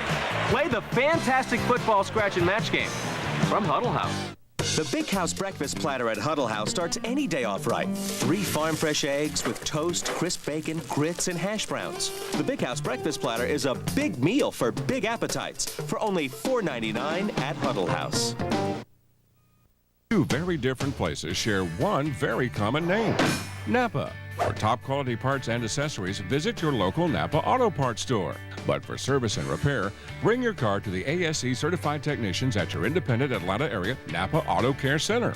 Napa's exclusive National Peace of Mind warranty program guarantees your satisfaction. If dependable repair service is what you need, visit your independent Atlanta area Napa Auto Care Center or call 1-800-LET-NAPA. You just don't see 4-down players anymore. It's about situational linemen and specialists and guys that don't even show up. The team really needs a proven backup quarterback. It costs a lot of money, but in the long run, it's worth it, especially if somebody... I think the oysters are bad. Stephen Davis and the revamped Skins brace for the thunder and lightning attack of the G-Men. It's the Redskins versus the Giants at 8:30 on ESPN Sunday Night Football. It's football after dark.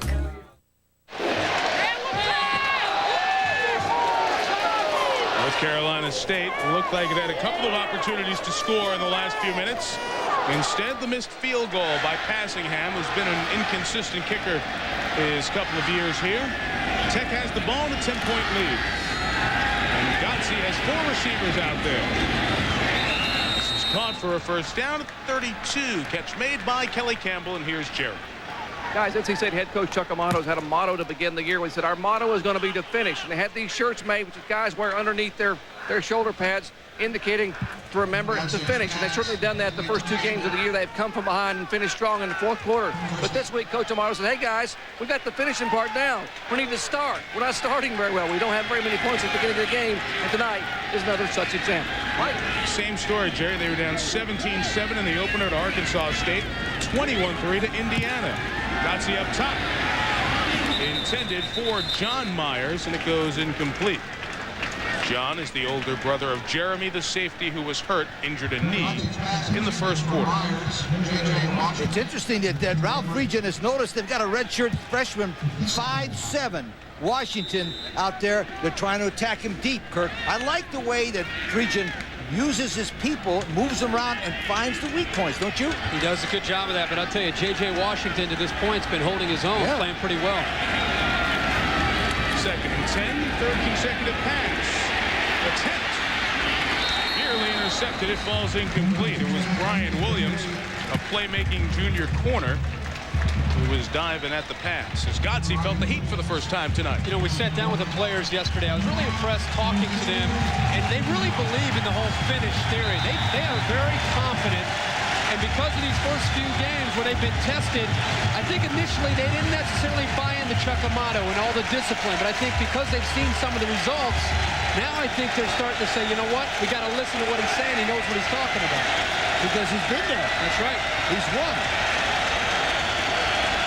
3rd and 10. Time against the 4-man rush. Incomplete. Sean Gregory couldn't hang on, and punting time for the Jackets. You know, we've talked a lot about Ralph Friedgen. We've talked about everything. But Buddy Green, the North Carolina State defensive coach, has done a nice job. He's got Ralph Friedgen now playing on his heels. He's changing his defenses. He's coming after him. I like Buddy Green. He was the former head coach at the University of Tennessee, Chattanooga. He's one of those AARP guys. Okay. Get around, my friend. Okay. You got his back then. Take care of him. Dan Dyke kicking. Gets it away. Corin Robinson's going to do a lot of chasing here. Good kick. 55-yard punt. Robinson takes it back to the 20. Well, Dan Dyke, the sophomore from Winter Springs, Florida, with a big leg, gives Phillip Rivers a long field to deal with. No points on the board. NC State ball from the 20. Thursday Night Football continues. What if the world is just a big disappointment? Unless you take the things that you don't like about this world and you flip them upside down. That's 3 people, and I'm going to help them. Then they do it for 3 other people, then they do it for 3 more. But it has to be something really big. I can help you. You're giving me a brand new Jaguar and you don't want anything? Just pay it forward. 3 big favors for 3 other people. You can't just put 2 people together and make them like each other. This is the one. Pay it forward. Paying it forward is like this idea. Kevin Spacey. Don't tell me how sorry you are for me. Helen Hunt. You look good to me. Haley Joel Osment. Do something huge for me. Oh, you smell good. Are you sure? Yeah. Pay it forward. The movement. It's reached LA, Mrs. McKinney. Come on, the movement? Pay it forward. Rated PG-13. So you'll flunk us if we don't change the world. You might just squeak by with a C.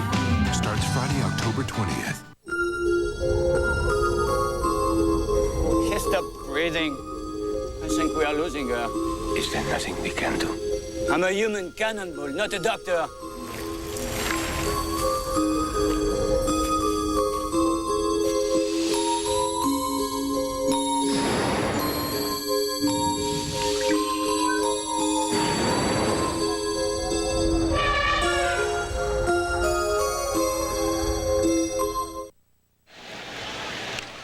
Ralph Friedgen, offensive coordinator, Georgia Tech, was unhappy with his wide receivers and the way they were working in the last possession.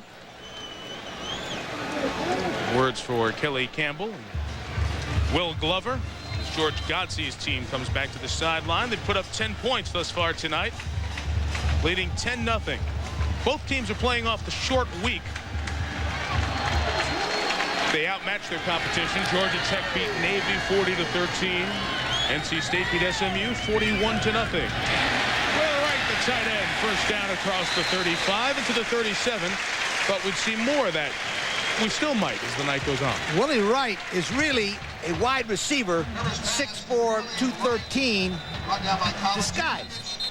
The motion, Kirk moves the linebacker out, allows the air to go through. That was a nice call by Norm Chow. Nice disguise there, and you can see the quarterback, Phillip Rivers, kind of just... he learned. He has that delivery, though. He got it there. Yeah, but remember, he's hit 2 short receivers by throwing it too hard. That time he kind of like just laid in there. That was a nice call and a well-executed play by Rivers. Rivers is over at the sidelines as Merrick Watson, the junior defensive tackle for NC State, was shaken up on the play. And the officials did a nice job of stopping the game. Watson will come off. Says a little exclamation point to the back of the helmet for a job well done. Well, Phillips done a lot of good jobs thus far here in 2000. Even his pack track and trail on the competition thus far. Watson came off under his own power. After the first down. A lot of heat coming again. Rivers going, well, not down, but it will count as a sack for Ricardo Wimbush.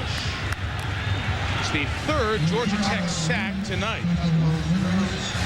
I talked about it at the beginning of the show that Georgia Tech's going to get after Phillip Rivers more so than any team he has faced, and you've seen it. The entire first half, Rivers has been hit virtually every time he's dropped back, whether they get the sack or they hit him after the throw, time after time. He knows about that defense. I mean, you're a young, true freshman, and you feel that kind of presence or pressure. You're going to become more aware of the defense than you are of your own offense. Here they come again. Incomplete. Brian Peterson was racing back to try to help his quarterback. Young freshman, or see, I don't care if Peyton Manning's back there, he wouldn't be getting these off. He's got to get some blocking help. He's got to get some help, and I'm talking about when you drop back as a quarterback and you're aware more of the defense, and you become a little bit jittery back there. And I'll tell you what, up to this point, he hasn't shown that at all. For a true freshman, he's still sitting in there and only moving when he has to. Remember, George O'Leary's defensive philosophies we mentioned before the show. Stop the run, force a one-dimensional game of passing, and then go after the quarterback. And this is absolutely a perfect script of what he believes in as a defensive coach, George O'Leary. 3rd and 16. This is mom and dad's watch from the stands. Leak dropped it. Eric Leak had it right in his hands, and that is a couple of times now. A few backs, and now the wide receiver Leak didn't hang on to a Rivers pass. The reason why he drops this ball, Kirk, is you watch him. He's going to look to start the run. He was going to the end zone. He was going to the end zone before he caught it and didn't reach out and catch it with his hands. How many times they've taught you to do that, right? We go over that every time Friday night before we go to bed. Catch it with your hands. You and I go to you in the hallway, motel. That's right. We work on it. Austin Herbert got the pressure on. State was in motion. Not a great kick either. 28 yards.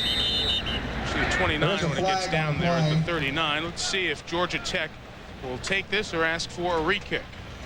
On the offense. They have no choice because it's a false start penalty. Works against Tech.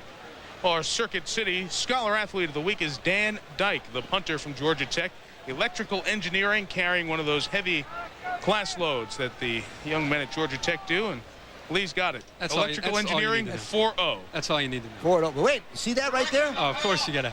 That's 5 minutes from my house. Oh, really? Yeah, I play golf in Winter Springs.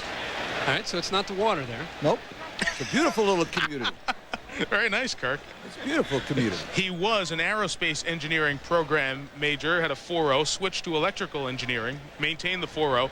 He's attending Georgia Tech on a President's Scholarship for academics. You are allowed to decline that illegal motion penalty. So it will be first down and take the ball at the 40. With you, Mike. I think the official made a mistake, Mike. I'm with you. First down for GODSEY. He steps up, feeling the heat. Gregory was out of bounds when he caught it, or rather Joe Burns. Pass is incomplete. SportsCenter in-game comes up at the half, and here's Rich Eisen. All right, Mike, thanks very much. Many of you may not know there is an Olympics going on. We will have an update from Sydney. Reason why you may not know what's going on is there's a pretty decent AL wildcard race going on. We'll update you on that. And, of course, the ever-popular hidden video segment, all at halftime. Back to you and Mike. All right, Rich, we look forward to that. You can vote for the hidden video online as well. You know, Rich Eisen excited about his Michigan Wolverines last weekend. The offense. Penalty is declined. Second down. He was, where was he, in Ann Arbor for the Classic, Michigan State, Michigan? That's right, and Gary Miller was in East Lansing for the Michigan State part of it. Well, hopefully for Rich, the Wolves will bounce back this week in Champaign. I think Rich Eisen was more excited being on that quiz show for ESPN.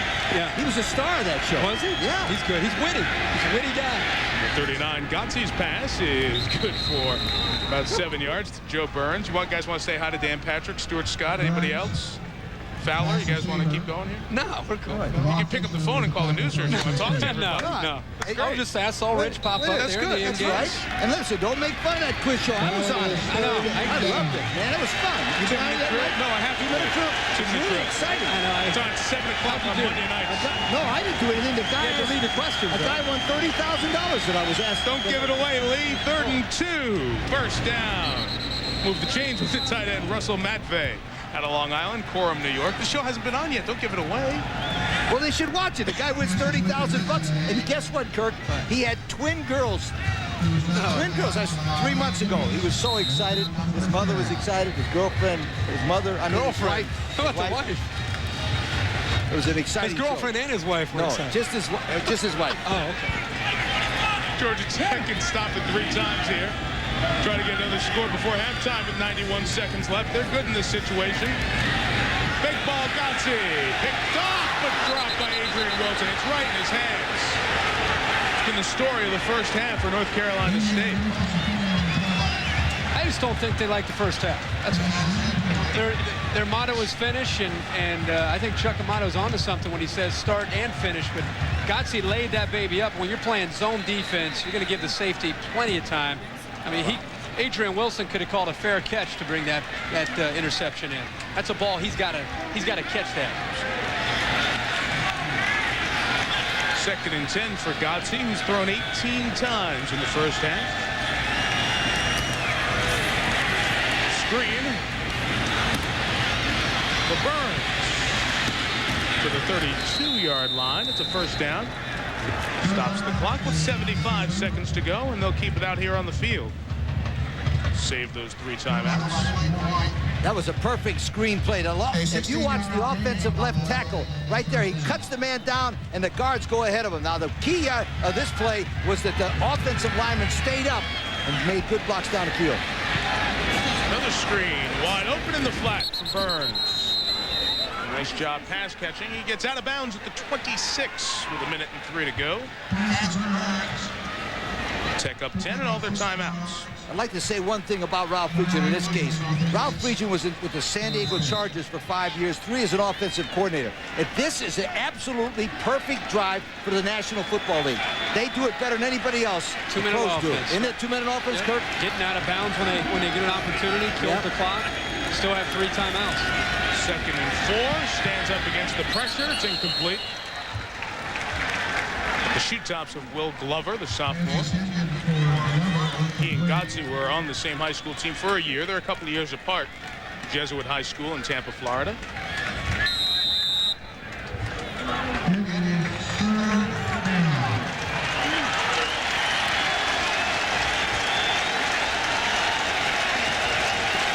At the 26-yard line, facing 3rd and 4.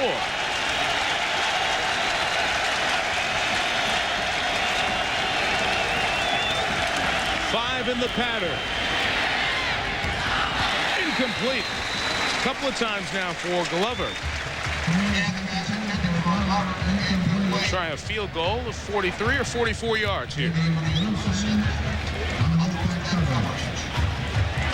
Well, they were just moving down the field pretty quick. But John and Barbara GODSEY saw their son throw one ill-advised pass and have a couple drop. Mange, a career best 50-yarder earlier in the quarter. High snap, this one from 43 is good. Outstanding job by the holder, Brett Basquin, to get down a high, hot snap. And Georgia Tech adds 3 more to make it 13-0. Well, I want you to watch this kid, Sean Locklear, number 94. He's a freshman for North Carolina State. I think he's one of the best linemen they have. Watch him come from the top of your picture right there and get to him. I really was impressed. Weren't we, Kirk, yesterday in the films with this kid? He's 6'3", 286 pounds from Lumberton, North Carolina. Mark him down. This kid, Locklear, is going to be a terrific football player for North Carolina State. And that's the one thing Chuck Amato noticed coming from Tallahassee, where every single year you have defensive ends and defensive tackles. That's the one area where they need to improve most drastically is the defensive front. And at least with having a couple guys up front that are young like Locklear are going to help them in that direction. Got to go down to South Florida to bring in the... Absolutely, South Florida. If you want the guys that can run the 4-5s. Chuck, a outstanding recruiter at Florida State, and especially that Miami, South Florida area where he worked so hard. Worked his magic down there. Absolutely. The Sports Center in-game Original Cores halftime report coming up with Rich. You'll see the wild card story. Wild game at Fenway today. The halftime blitz, hidden video. Chris Fowler, Rod Gilmore, and Mike Godfrey join us at the half.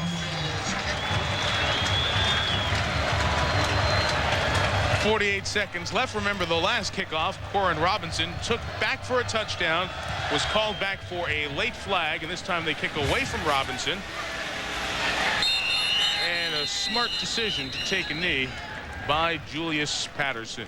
13-0 Georgia Tech leading NC State. Your impressions on the first 30 minutes here, guys? North Carolina State has not been able to run the football. They've only got 50 yards in 16 attempts, and therefore they make it a passing game, and that's when George O'Leary sends those guys after him. Yeah, but at the same time, they've had their chances. I agree. They need to be able to run the football better to be able to have more of a balanced attack, but they've had the ball and decide Georgia Tech's inside their red zone, they got to be able to score. Yeah, their last possession was a killer, too. The penalty on the kickoff return, the fake play, you think you're going to use that in a spot where you can build momentum.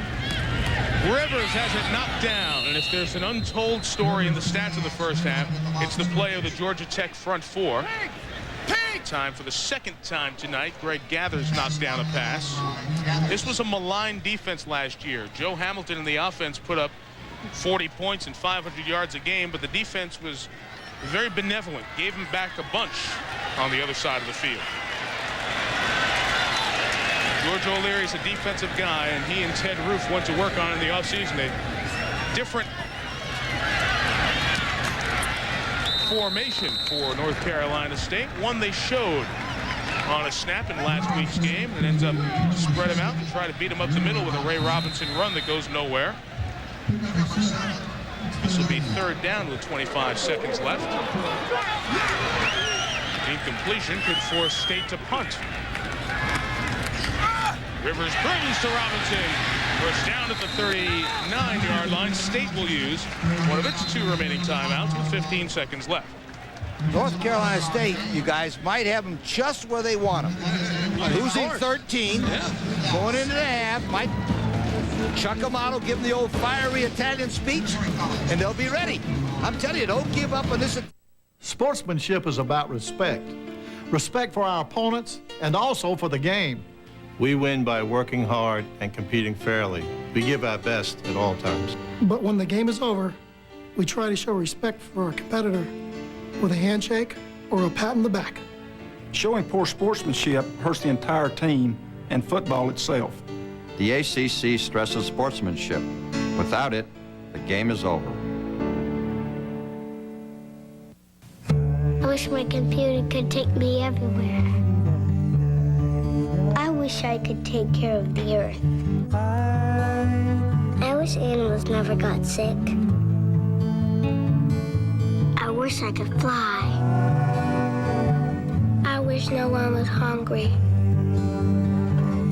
When we want to make truth out of wishes, I wish I could see the future. we all go to NC State. Phillip Rivers at the top of the national stats, although it's very early to start looking at national stats. Still, 356 a game has been very impressive. Only 80 passing yards tonight, and that on 20 attempts.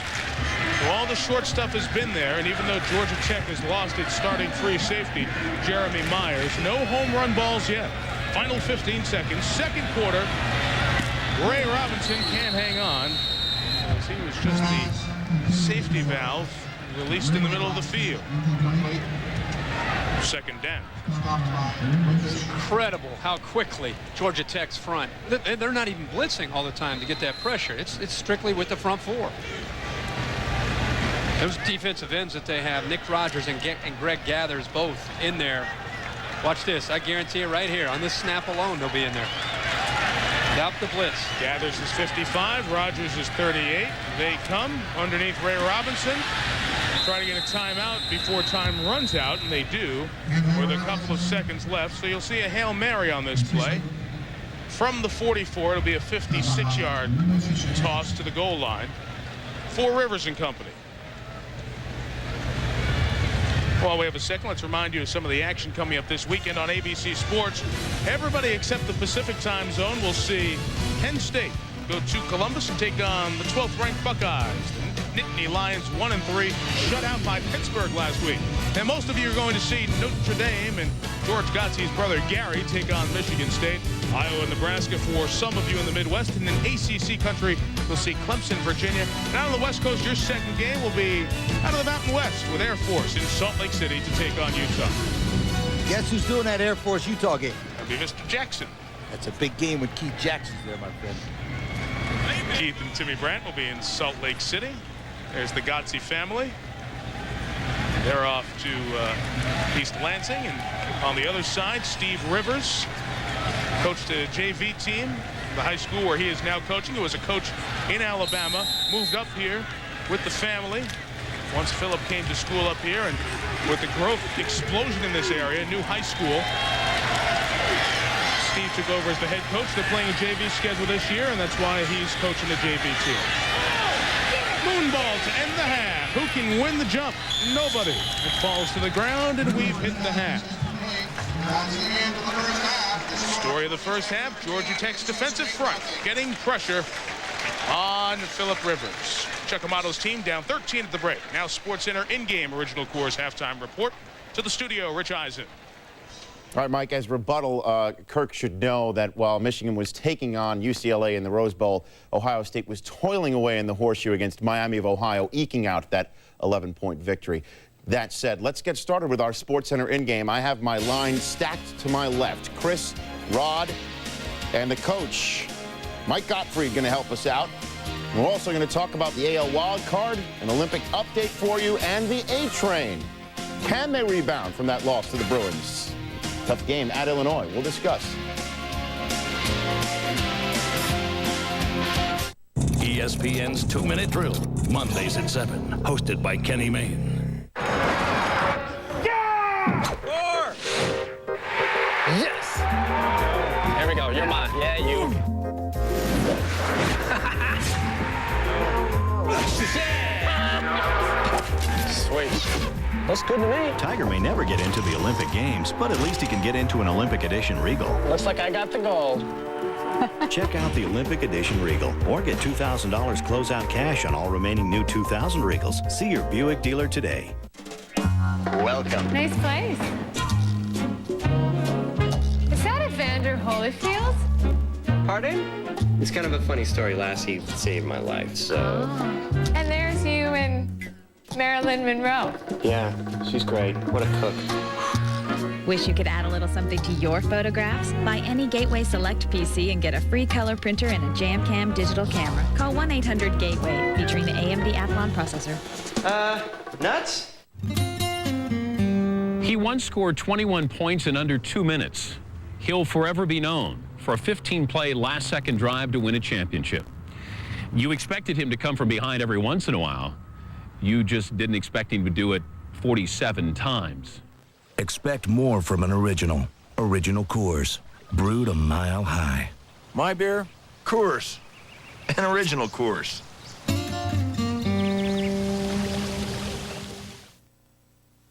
Welcome to SportsCenter in-game. Time for the Original Coors halftime report. Welcome to SportsCenter in-game. I am Rich Eisen, and we start off with an Olympic update. Now, many are not watching, but for those who are, it's that portion of the show in which the sportscaster gravely warns you to look away if you don't wish to know who won. We start things off with the women's 100-meter freestyle, Inge de Bruin of the Netherlands takes gold. Dara Torres and Jenna Thompson share bronze, second gold of these Olympics for De Bruin, 9th career medal for Thompson, second individual medal. The men finish gold, silver in the 200-meter backstroke. Lenny Kraselberg takes gold. Aaron Pearsall takes silver, second gold for Kraselberg, 9th for the U.S. in swimming. The U.S. takes silver, bronze in the 200-meter individual medley. The silver goes to Tom Dolan, bronze to Tom Wilkins, the gold to Mossy Rossellino, no relation to Rolly Massimino. In the men's basketball competition, Dream Team, what is it, 4 or 5 now? I can't even keep up. But this 9-point victory over Lithuania was the slimmest margin of victory that the U.S. men's team ever posted since pros started playing in this game. Gary Payton with 14-point effort for the United States. In gymnastics, Romania sweeps the medals in the women's all-around competition. Only the second time a country has pulled off the sweep. The Soviets back in 1960, the other. Andrea Rudican is the first Romanian to win all-around title since Nadia Comaneci pulled that off in 1976. The smooth segue to the American League wildcard race. The Indians and Red Sox first of 2 at Fenway. The Indians put up a 7 spot in the first, but the Red Sox came all the way back in the 3rd inning. Troy O'Leary busts out the whooping stick, a 3-run shot, tying the game at 7. The Red Sox going to win this game 9-8, but in the second game of this doubleheader, getting crushed 8-1. Chuck Finley, the beneficiary of all the offense. Cleveland scored 6 times in the 6th to put an 8 spot on the board. Travis Fryman, 3 for 3, 2 runs scored. Nomar has extended his hitting streak to 13 games in the nightcap. Meanwhile, the Blue Jays and Yanks going down. Right now, the Yanks' last shot to beat David Wells going for his 20th win. David Wells was perfect through 4 1/3 innings in this game. Bernie Williams' 29th home run, counting for the only Yankees run. Carlos Delgado got his 41st in this game. So here is your wild card picture up to the moment. The Indians and Athletics in a flat-footed tie after the Indians lost Game 1 at Fenway. The Athletics going up against the Mariners in the first of their 4 huge 4-game set in Seattle tonight. The Blue Jays can creep even closer if they can hold on and beat the Yankees in Skydome. Still to come on SportsCenter in-game, our halftime blitz, checking out how Penn State, Lou Holtz, and the Gamecocks, and how UCLA might fare this weekend. Come on back. We have lots more to discuss.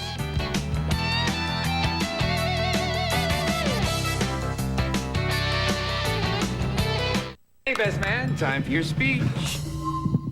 I remember Ted's first wedding. He knew his way around. What was the lady's name? Kathy. I feel like I know almost better than Ted.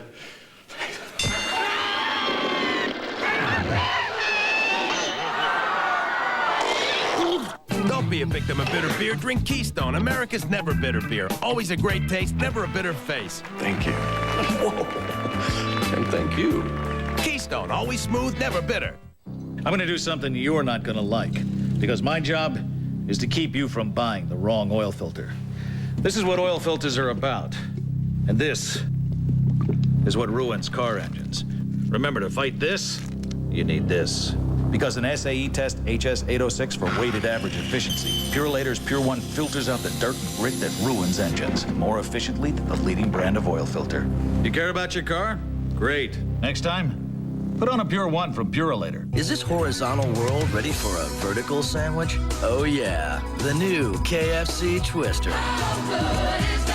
2 huge crispy strips of white meat chicken, fresh lettuce, tomato, and a peppery sauce rolled up and ready to go. 360 degrees of just plain delicious. How good is that? KFC. Try the new KFC Twister for just $1.99, and today the drink's free. How good is that?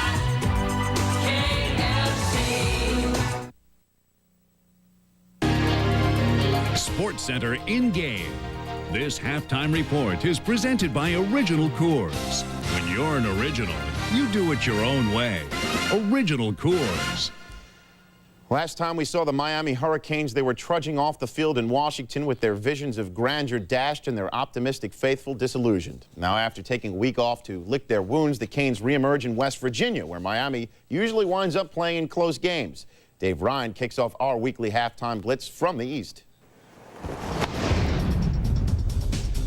This is turning into a season of revenge for West Virginia. With wins over BC and Maryland, the team already has payback for losses from last year. Next up, Miami, where a year ago WVU lost on a late interception at the Hurricane goal line. The team is 2-0 for the first time since '97 because of great rushing defense. Last year, BC's Cedric Washington and Maryland's Lamont Jordan combined for 465 rushing yards against the Mountaineers. This year, the two managed a measly 69 yards between them. In Miami, the Hurricanes are getting themselves ready for the hostile crowd in Morgantown. They'll need good help as well. Receiver Santana Moss has a twisted right ankle and tendonitis. It's kept him from some practices. He'll need more than just the one catch for 7 yards he had against Washington for the Canes to have a real chance. Now to the Southeast, and Tony Barnhart. Now, South Carolina has lost 4 straight to Mississippi State. In fact, the Gamecocks haven't scored on the Bulldogs for 10 consecutive quarters. So it looks like defense will again be the order of the day when these two show up for a key SEC showdown in Columbia. Jolie Dunn's Mississippi State defense has an answer for everything. Dorsett Davis and company have held 11 of their last 14 opponents to under 100 yards rushing. In the secondary, Pig Prather, Josh Morgan, and Fred Smoot can dominate a game with big plays. But thanks to Cleveland Pinckney and Andre Offing, South Carolina leads the nation in scoring defense and has forced 9 turnovers. A win would be Mississippi State's 15th in its last 17 regular season games, while South Carolina could be 4-0 for the first time since 1988. Now let's go out to the Midwest.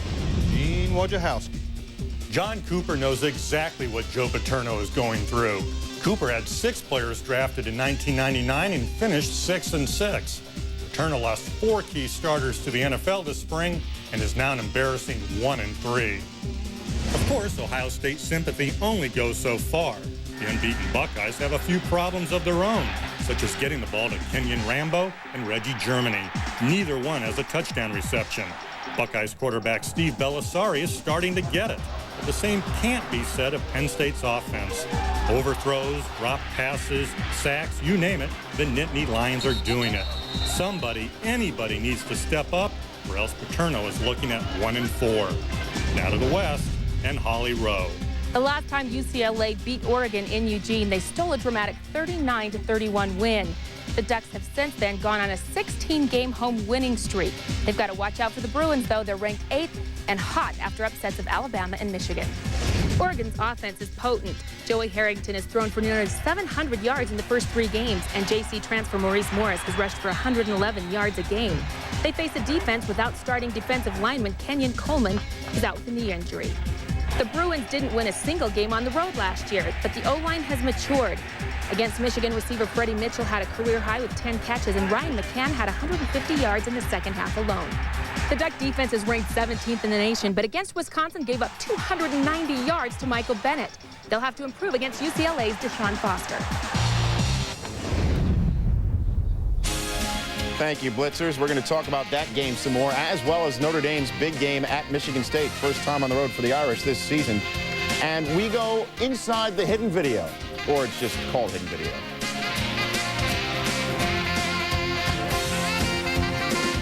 I love the feeling, Philly connection. Philly connection is the cheesesteak champion. Ooh, Philly Connection, the cheesesteak champion, and so much more.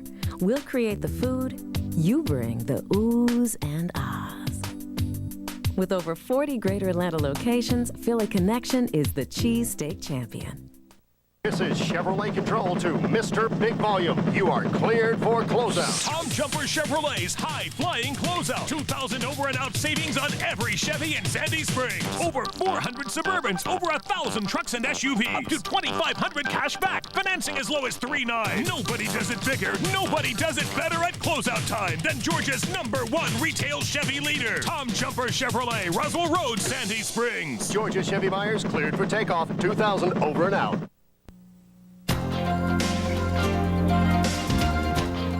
Welcome back to SportsCenter in Game, the original Coors halftime report.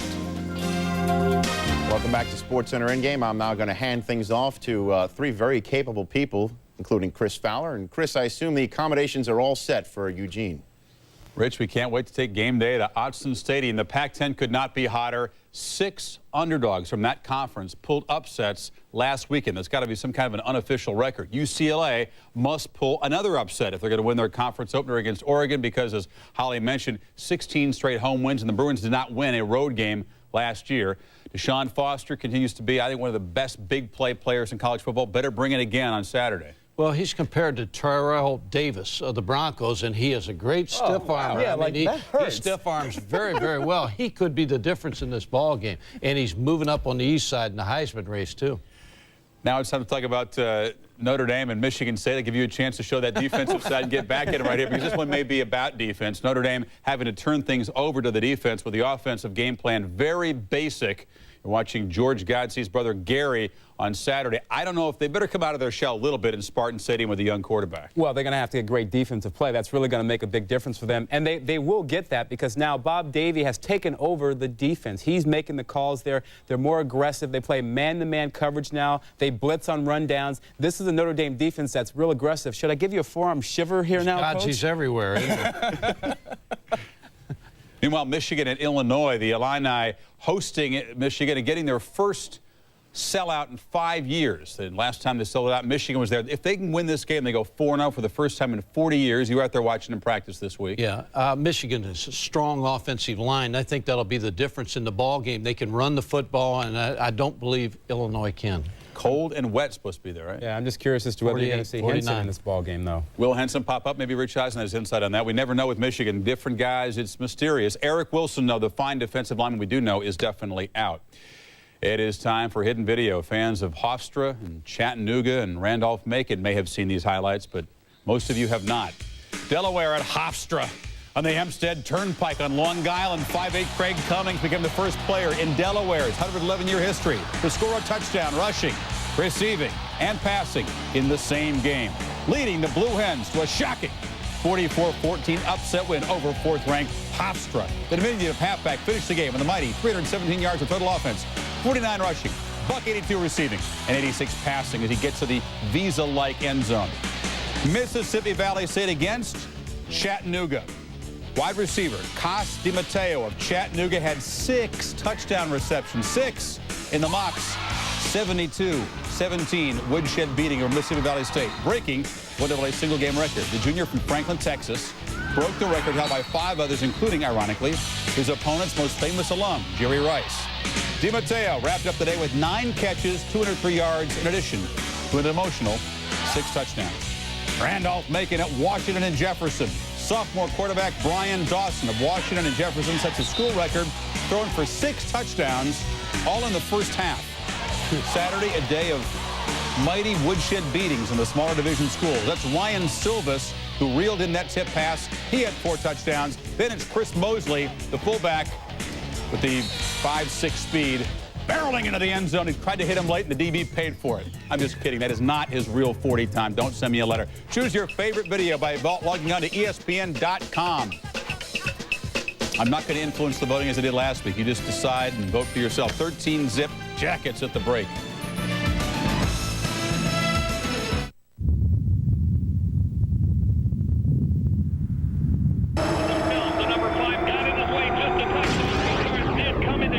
Each other. There's the damage to the left front corner of 77 Audi. Are second and third, respectively. Just for a moment is the race leader. However, that situation changes when they cross the start-finish line, and the 77 car with Ellen McNish aboard is now the race leader. There's a moment as I bite into a Wendy's classic double with cheese when everything around me seems to come to a stop. My senses focus on that hot and juicy beef and cool, crisp toppings. For that frozen moment, I am in a perfect state of hamburger bliss. Of course, nothing lasts forever. Then again, I can always come back tomorrow. Hamburger bliss. It comes with every Wendy's classic hamburger. Wow, this is nutty. Sportsmanship is about respect. Respect for our opponents and also for the game. We win by working hard and competing fairly. We give our best at all times. But when the game is over, we try to show respect for our competitors with a handshake or a pat on the back. Showing poor sportsmanship hurts the entire team and football itself. The ACC stresses sportsmanship. Without it, the game is over. Welcome back to SportsCenter in-game, the original Coors halftime report. David Wells gets his 20th win, moving the Blue Jays within a game and a half of the Indians, who are going to wrap up their win in Boston very soon. So they'll wind up 2 out of the wild card before the end of the night. They're only 3.5 games behind the Yankees. We will discuss all these things on SportsCenter, we meaning me and Reese Davis, on SportsCenter after the game. We're going to talk about all sorts of things. College football, baseball, football, maybe that thing going down in the city. We're back to the game.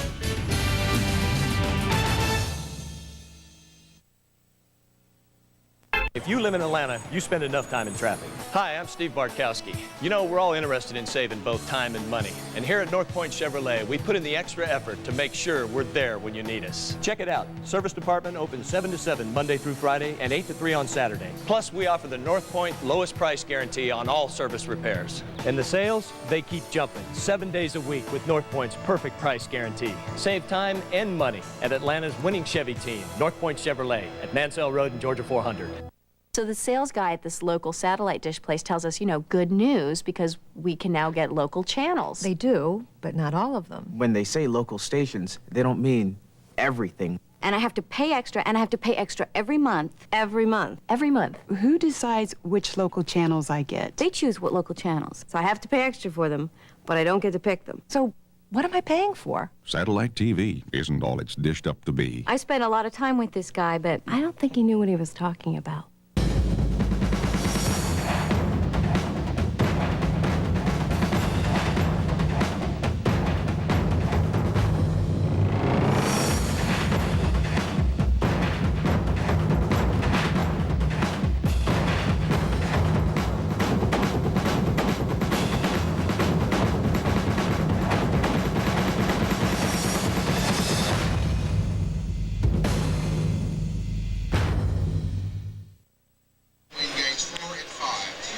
Back at Carter-Finley Stadium, it is a 13-0 halftime lead for Georgia Tech. Georgia Tech outgaining North Carolina State. The lone turnover happened when North Carolina State's Phillip Rivers had a man wide open streaking to the end zone, but the pressure of Georgia Tech ended up being the story there. Mike Tirico, Lee Corso, Kirk Herbstreit up in the booth. Jerry Punch on the sidelines in a little bit. Let's look ahead to the second half here, boys. It's 13-0 Georgia Tech, but I think Ralph Friedgen's got to keep that offense well balanced because he's got to remember North Carolina State comes from behind to win 2 games already this year. Well, that's their comfort zone. Yeah. They love to come back. Phillip Rivers has struggled in the first half. They're getting a lot of pressure on him. He's been sacked 3 times. He's 10 of 23 for only 87 yards. They've got to do a much better job of slowing down the pass rush to have any chance here to make that another comeback. You mentioned a comfort zone, then coming from behind, but in those games they played Arkansas State and Indiana, not the quality of defense Georgia Tech has. Georgia Tech's defense showing the athletes and the scheme to do a good job thus far here in the first half. And thus far this season, remember,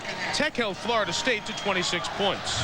Georgia Tech defers in the second half, so they get the ball first on offense and bringing it out from 5 yards deep in the end zone. Nate Curry. Interesting decision. He comes out to the 20. Now the Home Depot coaching adjustment from after the first half. Lee? One of the interesting points, and this is the coaching point, you guys, what you do at a blocker is you never block a man that you can see his numbers from behind. The mistake was his back could be seen by the blocker. You never block a man that you can see the numbers from behind. And when your man's about to cross the goal line, you never block a guy. Yeah. It was Mark Pelshak who made the block on Corin Robinson's return. That would have made it a 10-7 game. NC State never scored. Georgia Tech added another field goal, a 13-0 lead. Sean Gregory first carry of the half. He gains 5. And here's Jerry Punch. Guys, at halftime, Georgia Tech head coach George O'Leary talked about the fact his offense, a little bit of miscue there with regard to some penalties, some drop passes, but he said he'll work on that at halftime. Defensively, very pleased. He wanted to make this young freshman quarterback have to move his feet, not be able to lock on a receiver, not be able to dial in on anybody. They have been able to make Rivers move his feet. Very pleased with there. By the way, they have lost Jeremy Myers for the night. The free safety is gone. Knee injury there. 2nd and 4 pass is good to a first down to Jeremy's older brother, John Myers. LeVar Fisher, the top tackler on NC State, cleaned it up. Doing a good job of moving the ball around. It's not just 1 or 2 receivers. They've mixed in the backs out of the backfield, and also John Myers split in, coming across the middle, just right across the first down marker, picks it up. But I like how he's moving the backs in and out between Gregory and Burns. So Burns at the fullback spot, late pitch, scooped up, and Gregory took a shot on the way down from Brian Williams, up from his left corner spot. Burns and Gregory in the first half carried the ball combined 14 times, 78 yards. It's over 5.5 yards a carry. They also caught combined 5 catches out of the backfield for over 61 yards. So between them, it's a heck of a 1-2 punch coming out of that Georgia Tech backfield. Gregory out, Burns in for 2nd and 8.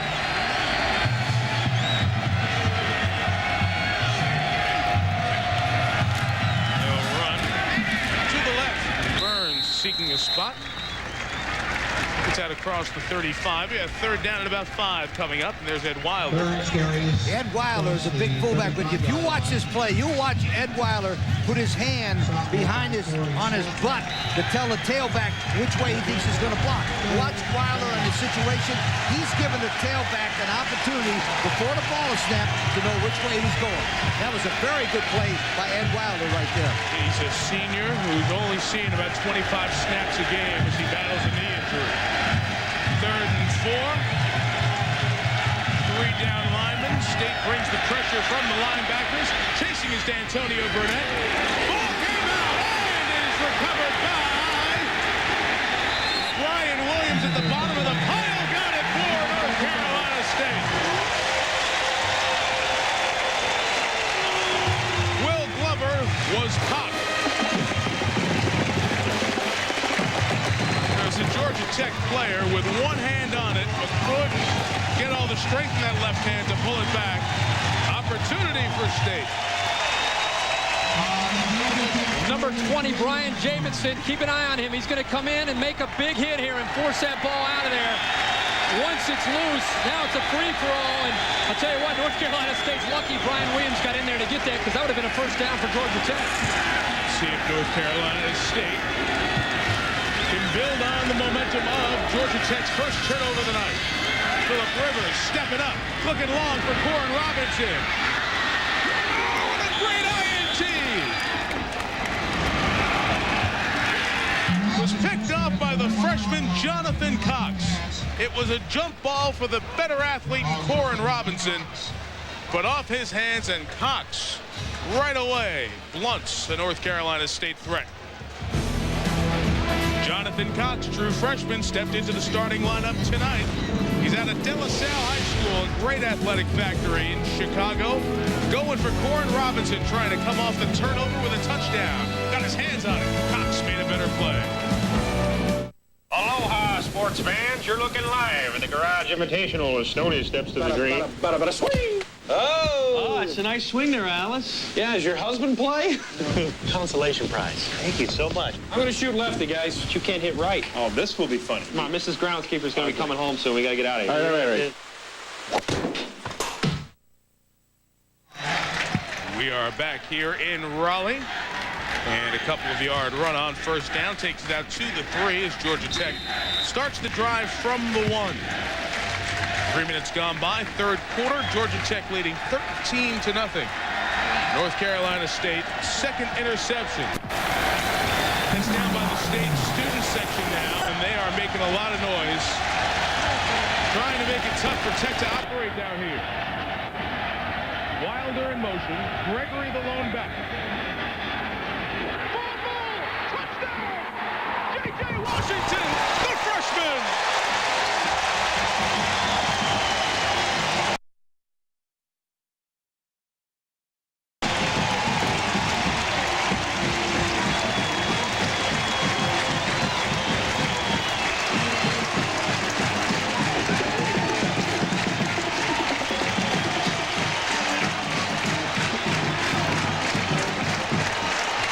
Out of Stone Mountain, Georgia, the redshirt freshman, the cornerback, comes up with a recovery.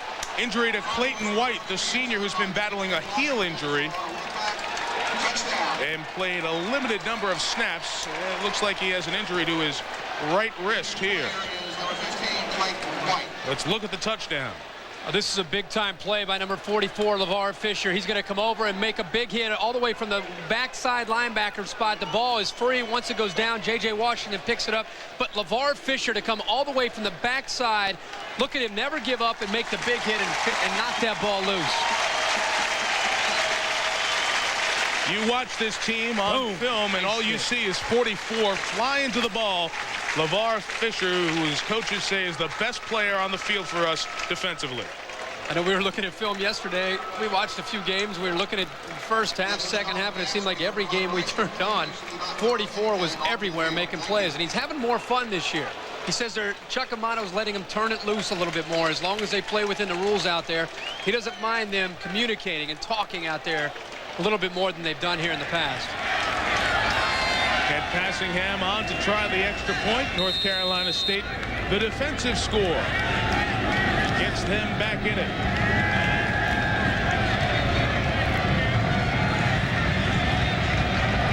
Passingham, the senior out of Holly Ridge, North Carolina, adds the extra point.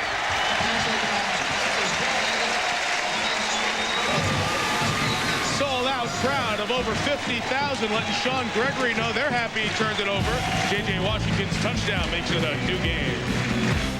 Aloha, sports fans. You're looking live at the Garage Invitational as Stoney steps to the green. Swing! Oh, it's a nice swing there, Alice. Yeah, does your husband play? Consolation prize. Thank you so much. I'm going to shoot lefty, guys, but you can't hit right. Oh, this will be funny. Come on, Mrs. Groundskeeper's going to be coming home soon. We got to get out of here. All right. Easy, guys. Give me the club. Rain delay, Ice House style. Because sometimes all you need is a smooth, never watered down taste of Ice House. Enjoy.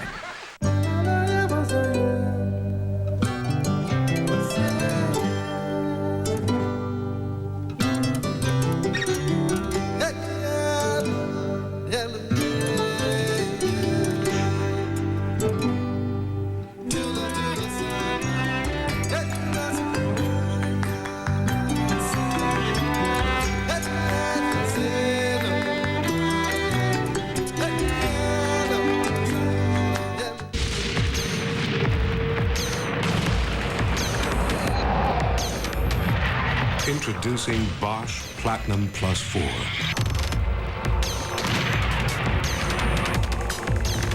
4 electrodes. Pure platinum. Take your engine to a higher power. New Bosch Platinum Plus 4. It all comes down to this. Ball on the 14-yard line. No timeouts left.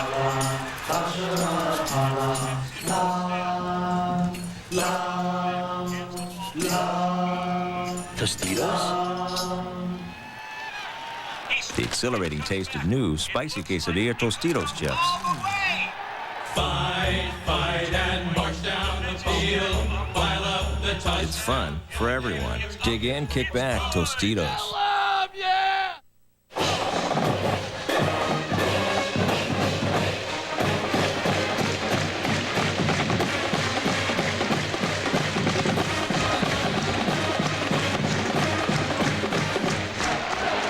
Sound to the state fans. Well, half in their step right now. LeVar Fisher got in on his 9th tackle of the day. Forced the fumble that J.J. Washington turned into his first career touchdown. And it's a 6-point game. Georgia Tech 13, NC State 7. Here's the touchdown man ready to cover on special teams. Before George GODSEY, the junior quarterback, gets back out there, he's trying to pump up Sean Gregory, who was hit and fumbled. Kelly Campbell back with Joe Burns. This one out of bounds, and it will give great field position to Georgia Tech. Drive started at the 35. It's a big change of events. Go back to the interception where Georgia Tech got it. Now North Carolina State. And again, I want you to appreciate how far LeVar Fisher is going to come to run this play down all the way from the backside. You can see on the outside, number 15 is able to make him cut underneath in the big hit there. Good job by Clayton White. And I want you to look into the eyes of a linebacker here, kind of that Mike Singletary look. Big hit there to free that ball and get North Carolina State right back into this game and get the momentum back. With the kickoff out of bounds, GODSEY gets it at the 35. And right back to us is Joe Burns, not Gregory. Gets 7 or 8 yards out to the 43-yard line. Joe Burns carries. Picked up about 8 yards. Here's Jerry. Guys, a moment ago, Clayton White came off the field. They were holding his right forearm. I spoke to Dr. David Feigenbaum, the team orthopedic surgeon. They were examining White. They have sent White in for x-rays to his right wrist and right forearm to see if there's a fracture. Looking for a possible fracture in the forearm or the proximal wrist. We'll let you know when we find out in just a moment. Okay, Jerry, the senior's out. Corey Lyons, a junior, comes in. GODSEY keeps on the... Yes, he did keep on the option. He got across midfield for the first down. So George GODSEY showing good ball hiding skills on the option. It's very difficult to run this offense. Here is the triple option, and you're simply going to, when you read the triple option, you're going to read number 77. He stays wide there. He actually commits down, and once he commits down, the quarterback is taught to pull the ball out and carry it down the line and try to pick up yardage, and that is a kind of a very difficult thing to teach between the fullback and the quarterback, but Georgia Tech has it down. Good read there by GODSEY. 47. Fisher coming off the edge, got picked up by the back, and the pass for Ed Wilder is incomplete. Mind you, the primetime NFL action that comes your way this week. ESPN Sunday Night Football, the 1-2 Washington Redskins. A little desperation against the Giants right after NFL primetime. 8:30 Eastern, Dion and company kick. And then on Monday Night Football over on ABC, the Jaguars and the Colts. One big team in the AFC is going to have 2 early season losses. We get you started with Monday Night Countdown at 7:30 Eastern on ESPN. 2nd and 10. Option. Bad handle of it. Gregory's got a fall on it. Sean had fumbled on that last one, leading to the touchdown, waiting to get his hands back on the ball. And not what he wanted, a pitch coming back over his head. When you play option football, you take chances. It's high risk, it's high reward as well. But these quarterbacks and the halfbacks have to be on the same page. And here, even though that's behind him, he's got to be able to at least hold on to the football there. You've got to handle and secure the football before you worry about running it. Now you put yourself in a 3rd and very long situation.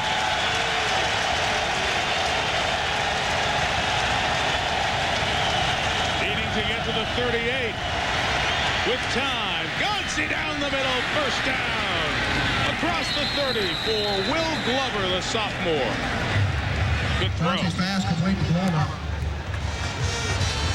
Good pocket presence as well. Picked up a quarter of the field there, 25 yards. Mike, you're exactly right. This is 3rd and long. This is a tough thing to execute, and he knows the pressure's going to come. The offensive line protects him. He steps up into the pocket and finds Glover coming across, who had beaten his man on a crossing route, Julius Patterson. 4 receivers, 1 back. And that 1 back is Burns. They took out the umpire on that play. George Burton took a big hit. Burns carries to the 15-yard line. First down carry to about the 15. It's timeout for the umpire. That's the toughest officiating position out there. And the 16-yard line. NC State training staff is right out there. Checking out the umpire who took a shot in the shoulder. Lee, you always talk about answering. Georgia Tech, after giving up that touchdown, They've so far have a pretty nice drive coming back after North Carolina State punched that, got that big turnover.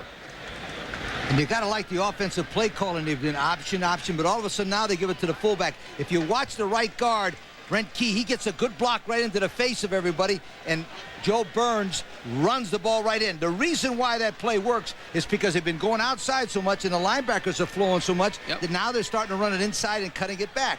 The theory behind that play is fake like you're going outside and then get it up as quick as you can. See, it's been very balanced for Ralph Friedgen's offense. The umpire, George Burton, is up, and the other officials just making sure he's okay, saying you can take a play off and we can rotate around. But he'll stay in there. That is the hot seat for the striped shirts, the umpire spot. Makes it very difficult on a defense, Lee, when you're doing so many different things. You know, you can't find a rhythm. You can't attack. You can't pin your ears back and go get them because you're not sure where the ball's going. You can read the lips. Come on, George. Let's go, George. John and Barbara GODSEY. Parents up. Georgia Tech starting quarterback. 1st and 10.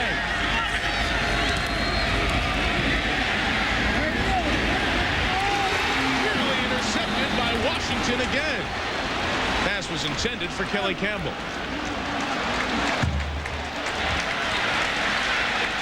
Now, this is not a great throw there by George GODSEY, but I got to tell you, we've been talking about J.J. Washington all night long. It seems like every time Georgia Tech's dropped back to throw, they want to go after the redshirt freshman, and each time he seems to be able to come up and make the call and answer. Look here, he's just sitting back in a soft zone, and there he's high pointing the ball. All he has to do is, again, North Carolina State catch the football. Both sides of the ball, they've had several opportunities. GODSEY peeping. Gains a few yards. They are probably better as an option team with the backup quarterback, Jermaine Crenshaw, in the game. And we saw him be very effective against Florida State. But Crenshaw is in no way the throwing quarterback or has full grasp of this complex offense like GODSEY does. There is Jermaine. Field goal range, 3rd and 6. They spread out State. See if they can hit something in the middle.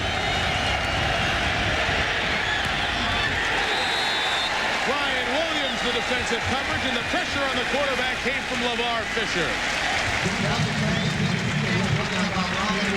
Field goal.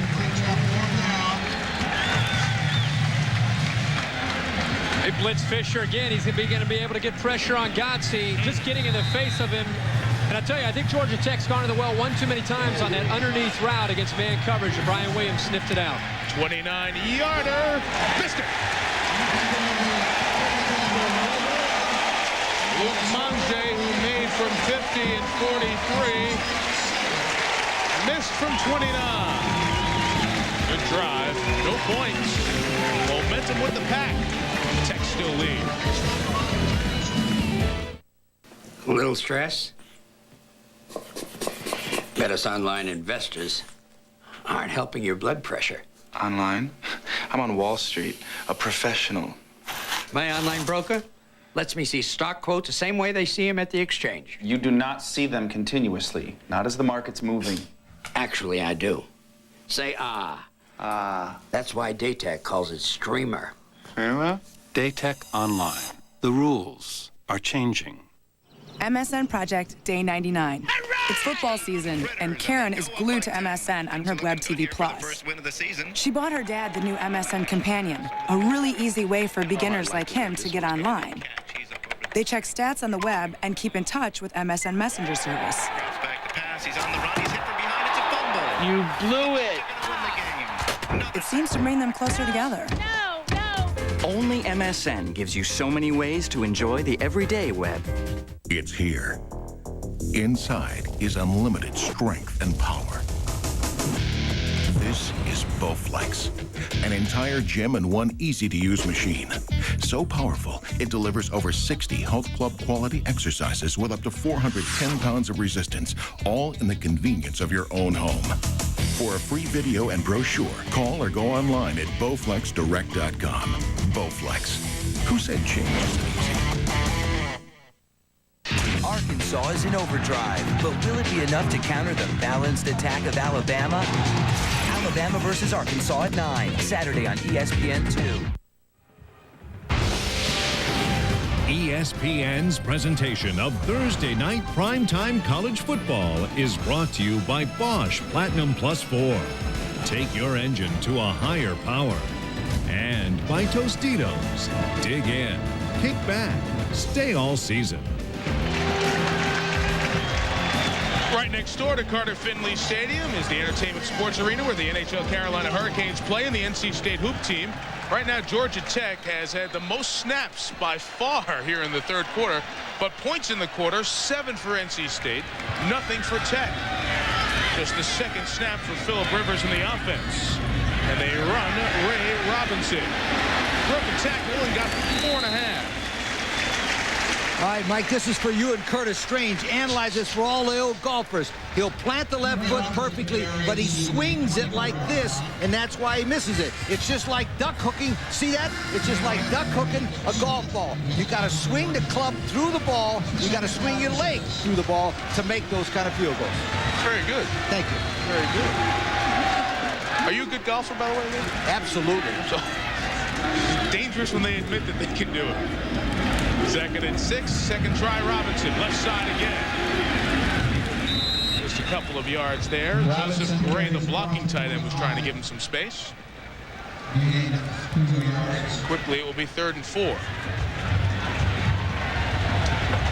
Darrell Smith, another freshman in the game. You hear us say freshman and redshirt freshman a lot.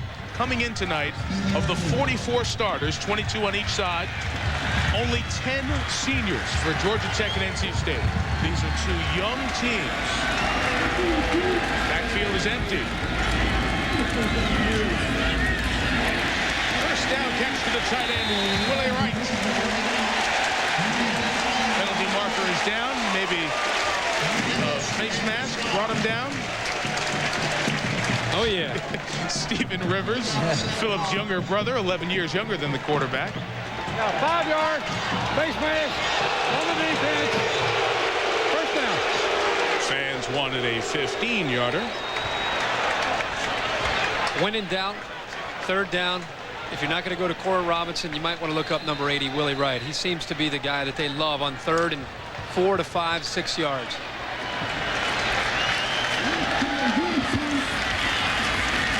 Four receivers, empty backfield again. Tech brings him, quick hit, Willie Wright. Midfield, and more. First down, Wolfpack. Here's Jerry. Guys, at halftime in the NC State locker room, offensive coordinator Norm Chow, very, very animated, said, guys, we are just standing around. We're letting defensive linemen run by us. We're not executing our routes. We're not holding on to the football. We're trying to run before we catch the football.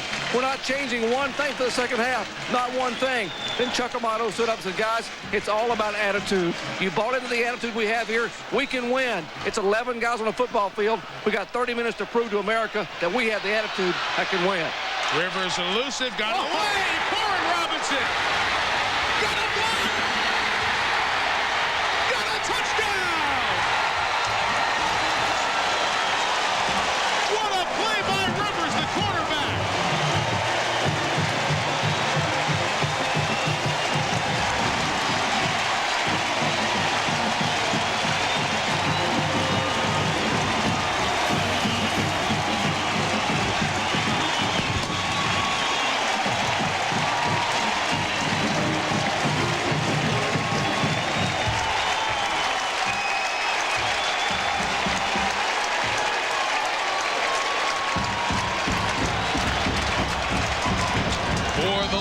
Kent passing hands.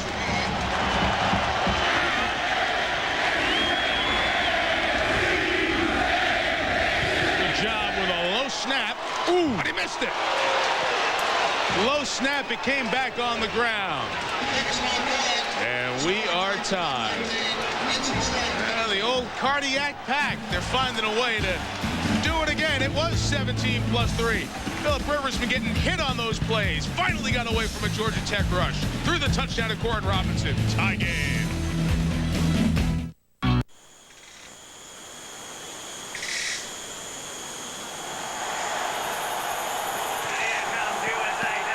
This September, catch the games down under. The complete Olympics from Australia. Exclusive coverage on NBC, CNBC and MSNBC.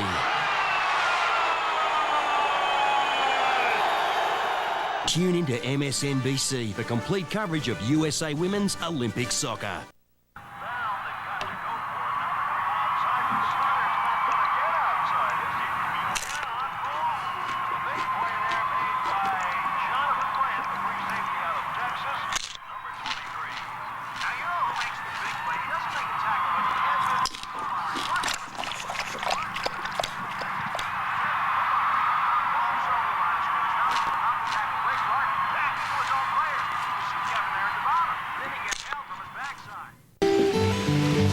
Mortensen here. As an analyst on NFL Countdown, I pledge to you that I'll tirelessly research all stories I report. I'll follow up and confirm all leads regarding Sunday's games, and I will never use the telestrator to draw on players' faces. You know, mustaches, devil horns, hillbilly teeth. It's just the way we do things around here. Sunday NFL Countdown at 11 a.m. on ESPN. Of pretty good plays that you don't draw up. The fight, fortitude, and strength of a young freshman like Rivers at 6'5" to get away from a would-be sack, and then the speed and the moves of that man, Corin Robinson. It brought the fans at Carter-Finley, 50,000 strong, to their feet. We have a tie game at 13.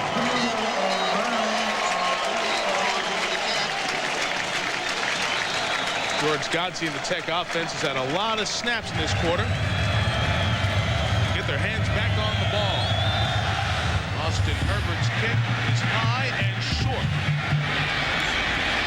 Joe Burns from the 20 to the 40 with a marker down on the play. And some extracurriculars. Coach Trey Jackson, one of the running backs for NC State. Offside on the kicking team. Carries the ball, tackled by Quentin Allen. Maybe just decline it, take it at the 40, right, guys? Sure. Missed you to Jimmy Payne. Offside on the kicking team. Penalty is declined. First down. Go back to this touchdown, and watching this, I said at the break, he reminds me a lot of Jim Harbaugh, young Jim Harbaugh here, scrambling, son of a coach, ability to have the awareness to find Corin Robinson. And then this is insane. This is just unfair. To see Corin Robinson get out in the open field, how big he is. You got to remember, he's 6'2", 203 pounds, running like that in the open field. GODSEY gets it back now.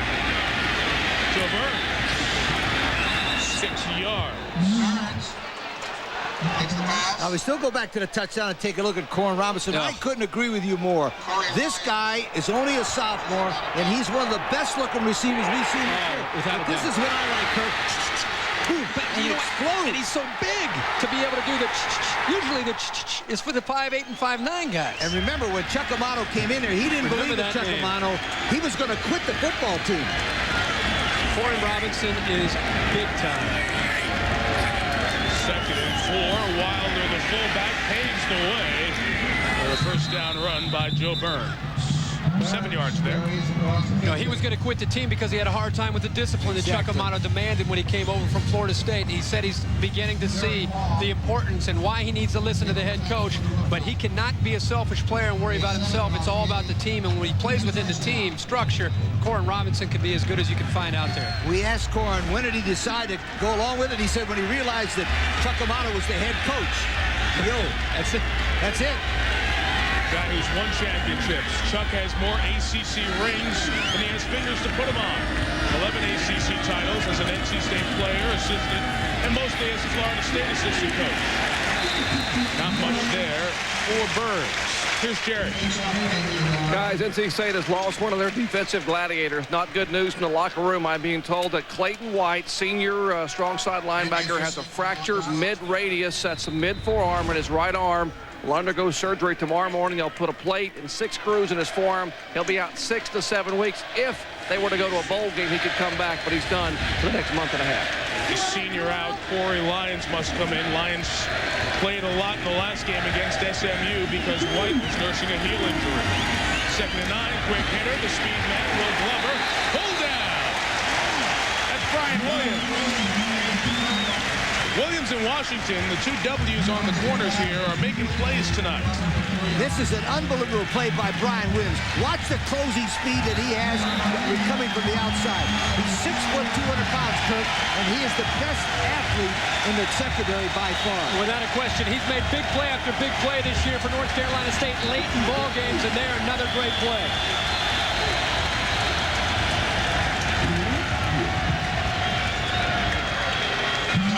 North Carolina State forced to take a timeout here on defense. Georgia Tech faces a 3rd down and a loud crowd when you come back. 1-800-COLLECT presents the fun way to save on collect calls. Use 1-800-COLLECT. 1-800-COLLECT. Now that's easy to remember. It's cheap, it's cheap, it's easy. Nice. Relax. It'll save him a buck or two. It'll save him a buck or two. 1-800-COLLECT. As in collect calls? Of course, duh. 1-800-COLLECT. Party on. Save a buck or two. I'm ready. Ready as anybody can be. I'm ready. Ready as anybody can be. Yeah. Are you ready to ask your doctor about Viagra? Get ready. All right. Ask your doctor if a free sample of Viagra is right for you. Well, I'm ready for you. I hope you're ready for me. Mr. Duffy, I've been here for over a year now, and I'd like to talk about a raise. I have an MBA. I like jujubes. The reds and the oranges, the best. They are like the king and queen of jujube land. The green and the yellow, they're peasants. One day, we're gonna have a jujube revolution. So, what do you think? Jujube? It's time for E-Trade. Sign up now for your 25 trade bonus. 50,000 plus sellout crowd rocking the house in Raleigh on 3rd and 7. Coming off the corner is Patterson, as is caught by Myers at the 36. He's checking the spot. It's going to be right at the mark. See the 1st and 10 line where the line judge is standing. Timeout to measure. This is within a chain link. Brian Williams on the stop. What do you think? Boy, Think he has it? Yeah, they got it by chain link? What do you It'll think? be right at the white stripe that's closest to the NC State defense. Field judge, get out of the way. Looks short. Oh. I didn't think they had it. Oh, you say it now. Thanks. I knew it was about a half an inch Thanks. short. Well, you didn't ask me. This is not an invitation-only thing. You got to speak up when you want in this booth. All right. Going for it here, Coach? Oh, absolutely. Oh, yeah. Oh, yeah. Quarterback sneak. Don't That's even one think thing about anything else. That's one thing we coach here on Thursday night, by golly. By gum, if it's 3rd and 1 or short, we're going to QB sneak it. We coach sneak or fullback lead down inside the 40. If we ever play anybody, they're going to know our tendencies. The reason why you quarterback sneak is the center knows the snap and the other guys don't.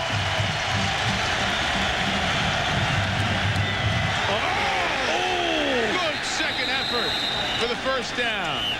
Flag is down at the line of scrimmage on the far side. Usually that's the defense lining up off sides because they want to get as close to the ball as they can. Sure. Usually.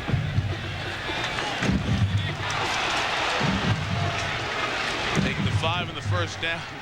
John and Barbara GODSEY saw their son, who is a tough son of a gun, show a little of that strength and toughness. Nice second effort. He gets hit there by number 45, Burnett, but makes it forward.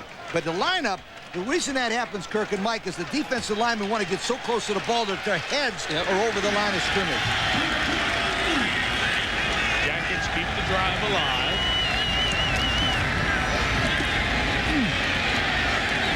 A couple of yards of option run for Joe Burns. Georgia Tech's offense has had almost all the snaps here in this third quarter, yet State's come back and tied the game at 13-13. Well, it's one of these things where the momentum has gone back and forth, and North Carolina State did a good job of, once they gave it up, they're able to get the big turnover by Fisher's big hit to get that point, get the points, and I think that changed the game. I think the extra point killed North Carolina State, because instead of going ahead, they only tied them and gave Georgia Tech an opportunity to come back. Certainly muted the momentum. 31st snap of this third quarter, 25th for GODSEY in the Tech offense. Got hot, but hung on to Antonio Burnett, who had the hit on GODSEY on the 4th and inches. Made another big stop there. Sophomore out of Warner Robins, Georgia. 5'10", nice squat linebacker. And the reason he's playing zone now, boom. I like the explosion, Kirk. It comes through. Anytime you hang the ball like that over the middle, it's either going to be an interception or somebody's going to get lit up. State has defensive personnel confusion. Third and a couple. State still running all over in the defensive secondary.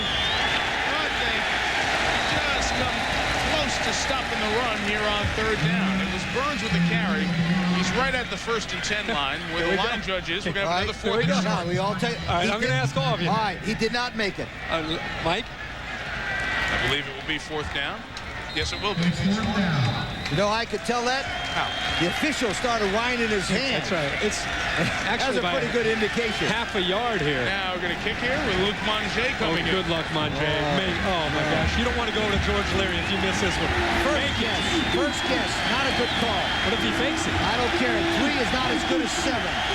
39-yard field goal is good. Monte's kick is good. Come back for a big hug from the sideline from the coach. First guess of the night. Mark it down. That is not going to help Georgia Tech at the end of the ballgame the way North Carolina State comes back in the 4th quarter. They should have kept the football, made a first down, and try to get 7. That's first guess. That's the first guess of the night. Chuck Amato, the former Florida State assistant, sees his team lose the tie. They're now down by 3, and we'll see Chuck's old school, the Seminoles of Florida State, take on the old hard shell. The Terrapins of Maryland will be in College Park next Thursday night. It all begins with college football tonight, presented by Gateway at 7:30 Eastern with Chris Fowler, Rod Gilmore, and Mike Godfrey. The Seminoles are led by the coach, Chris Winkie. Unbelievable quarterback. He answers every play. Kirk, we talked about this off the camera. The guy's like a coach up there. He looks like an assistant coach in the huddle. I mean, he's back there. He's in total control. He knows everything. He knows the offense. He knows the defense. He knows. I like that nickname for him. He's the coach. The coach. He is. That's my name. Well, there are several coaches. Okay. Interesting. Florida State playing Maryland. I spent 8 years as an assistant coach at those 2 places. 1 at Florida State and 7 at the University of Maryland. I'm looking forward to going back home and seeing my old spot where I live. You lived actually in Berg Stadium. In Berg Stadium, 3rd floor, right apartment, bunk bed, number 2. You're going to take us there next week. With Roland Aragoni was my roommate for 8 months. What a life. I've never looked forward to Wednesday more in my life. On the kickoff, it's Henderson. Spilled at the 25. You saw Clayton White return to the North Carolina State sideline. The senior's got to be just crushed. An injury like that, as Jerry talked about surgery tomorrow, his season probably done. Chance of coming back for a potential bowl game. Now he must watch and have a million things running through his mind as he watches this quarter. Phillip Rivers in the offense, back at it. Touchdown last drive to Corin Robinson. We know where Herbie's looking. Ray Robinson. They try somehow to establish a run, and the linebacker Ricardo Wimbush came up and made the tackle.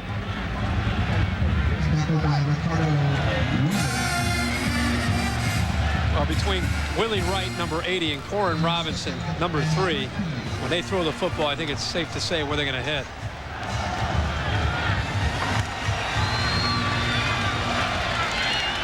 After dropping 3, it's 2nd and 13. Rivers goes back into the shotgun. On the run. Gets to the 30-yard line. It's a good hit inbounds by Darryl Smith. 8-yard pickup. 3rd and about 5 coming up from Carter-Finley Stadium, Raleigh, North Carolina. North Carolina State 3-0 undefeated with new head coach Chuck Amato taking on Georgia Tech.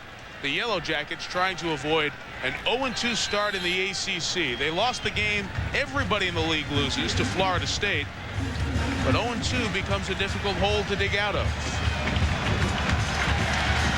Phillip Rivers, true freshman quarterback, who's put up 40 per game in the opening 3 for NC State. Faces 3rd down. Looking for Corin Robinson. 1st down at the 48. 12 yards against man coverage.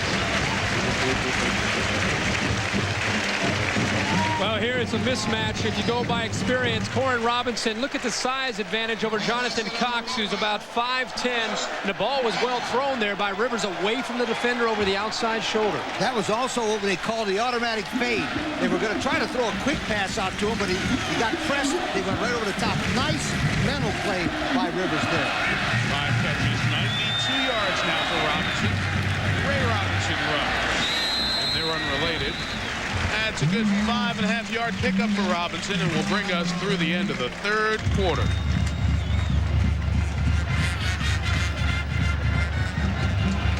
North Carolina State going to find itself in the same position they did the game against Arkansas State, the game against Indiana. It's going to come down to a wire shot. They won the first 2, 1 at home, 1 on the road. They'll have a chance to keep the 4th quarter magic going as they try to go to 4-0 on the season. After 3 in Raleigh, Tech 16, NC State 13, Thursday Night Football. NFL Tonight, Tuesday through Saturday on ESPN2. A hit song could make your life completely whack. A second record makes life even crazier. So when Eve 6 is on the road and needs to stay sane, they call home with 1-800-COLLECT. It saves at least $1 or $2. So keep it cheap and dial 1-800-COLLECT.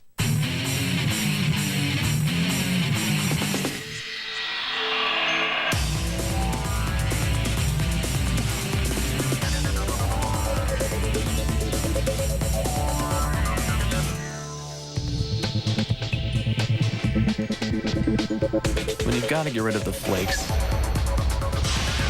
and chill your head. Head and Shoulders Refresh.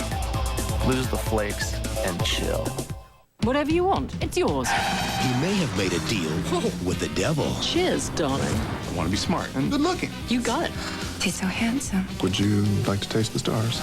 But now... I have to give you my soul? Exactly. Whole deal is off. Nuh-uh. He's breaking the rules. Throw him in a lockup. Psychiatric evaluation. It's her! It's her! She's the devil! What you in for, brother? Eternity. Ooh. Brendan Fraser, Elizabeth Hurley. You've been naughty. Maybe a good spanking's in order. Bedazzled. Rated PG-13. October 20th. Looking for a little more excitement this season? Enjoy the most football with DirecTV and NFL Sunday Ticket at Circuit City.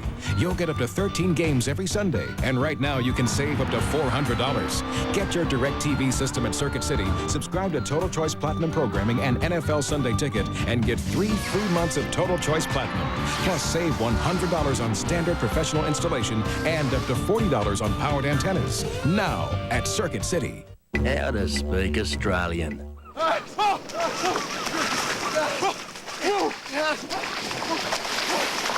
Synchronized swimming. beer. Foster's, Australian for beer. Is this horizontal world ready for a vertical sandwich? Oh yeah, the new KFC Twister. Two huge crispy strips of white meat chicken, fresh lettuce, tomato, and a peppery sauce rolled up and ready to go. 360 degrees of just plain delicious. Try the new KFC Twister for just $1.99, and today the drink's free.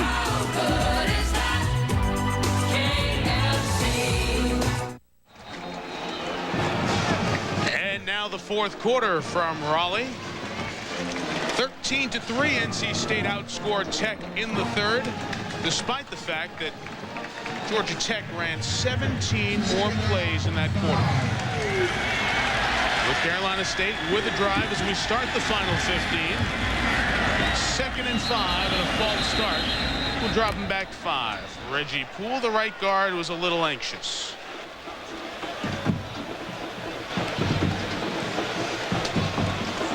Flag on the play. 2nd and 10. Jerry spoke with Chuck Amato after the third quarter. Well, Coach, you have dominated the fourth quarter in 3 games this year. What will it take to dominate the fourth quarter and win it here tonight? We got to make some first downs and get a score on the board, because our defense was on the field the whole third quarter because of the turnovers and all that other stuff. We got to get them to catch their breath a little bit. And if we don't stop ourselves, they're not going to stop us. Thanks, Coach. If they make a movie about this team, Joe Pesci where are you? Has a job.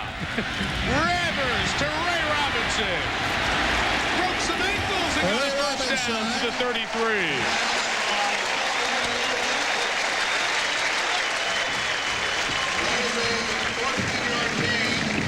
This is one of BYU's favorite plays that I used to watch. They cross the backs. Watch number 42 will go to the left, and number 5, Robinson, will come to the right. They do that so if it's man-for-man coverage, they can run them off, Kirk. But if it's zone, the guy will be wide open. Now, Robinson breaks tackles.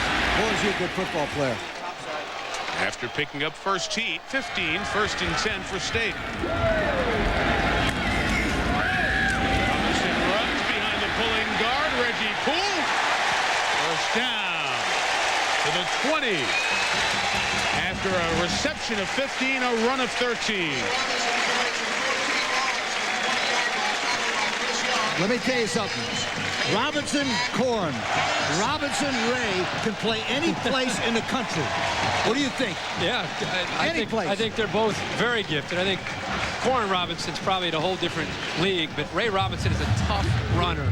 Gets tough yards inside. He breaks tackles. He's perfect for this offense. He's perfect for my team because he's a competitive guy. Can catch it and run it. It's all about the 3 R's. Rivers, Robinson, and Robinson. Incomplete. Corn couldn't dig it off. The tight turf here at Carter-Finley.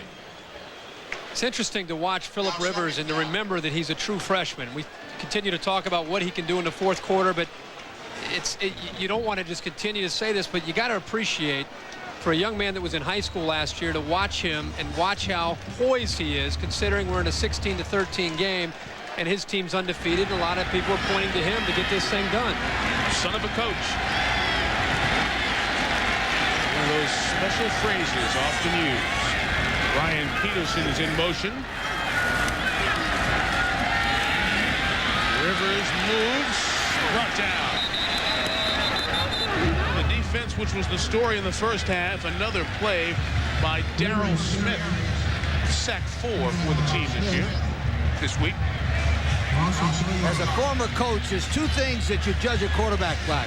Number 1, how he answers people and how he plays in the fourth quarter. And right there, you got yourself 2 winners. A battle between GODSEY and Rivers in the fourth quarter is like shootout at the old K Corral. High noon. 3rd and 13 for Rivers. With time. Ray Robinson. First and goal. Wolfpack.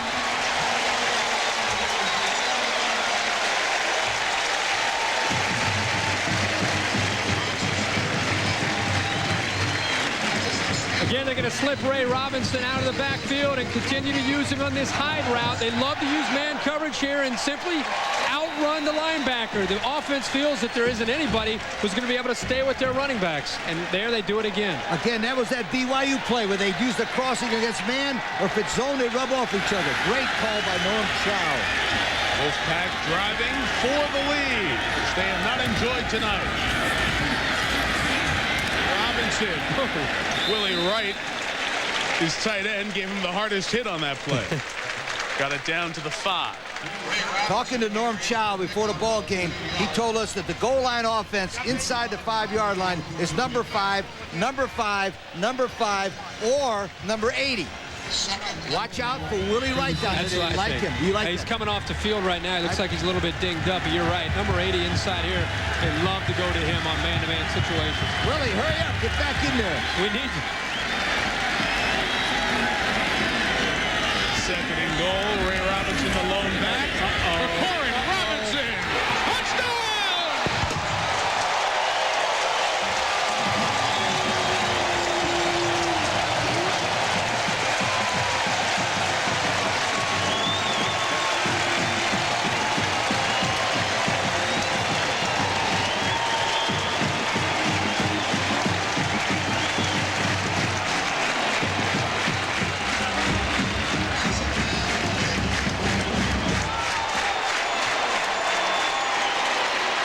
After missing the last extra point with a poor snap.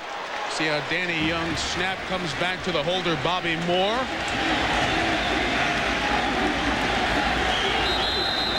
Might have been Georgia Tech getting a little anxious.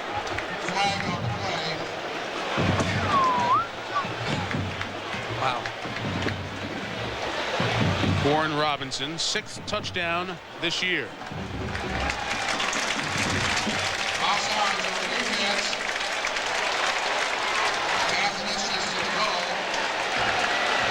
Phillip Rivers, 2nd of the night.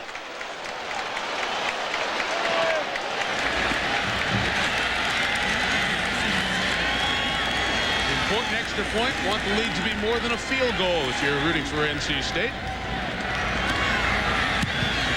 And it is.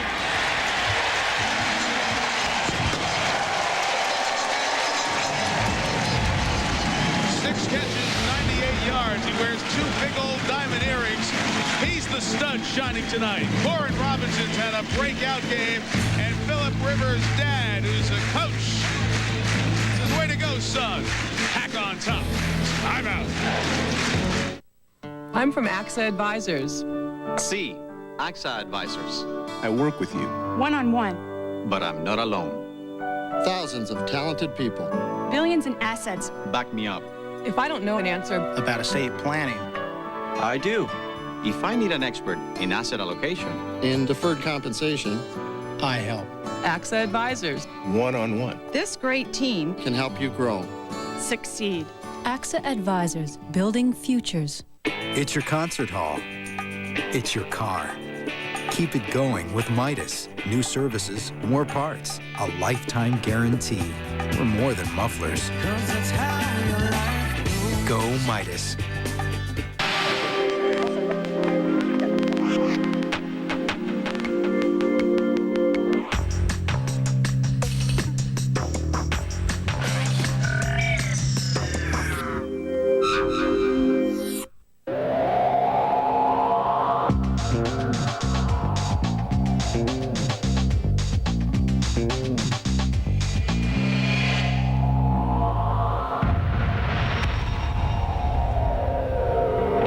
Introducing the redesigned and re-engineered Chrysler Town & Country. Independently judged by AMCI to be the best minivan ever. Call 1-877-PROVE-IT to get more information. Presenting the ultimate tire for your 4x4, the Michelin LTX. Michelin technology gives it a smooth, quiet ride. Yet it's tough enough, Michelin enough to get you through anything. Buy 4 Michelin tires now and get a free emergency roadside kit. And you'll be eligible to enter the Buy 4 and Score sweepstakes with chances to win a BMW X5 and an iMac computer or other great prizes. See your participating Michelin dealer by October 31st.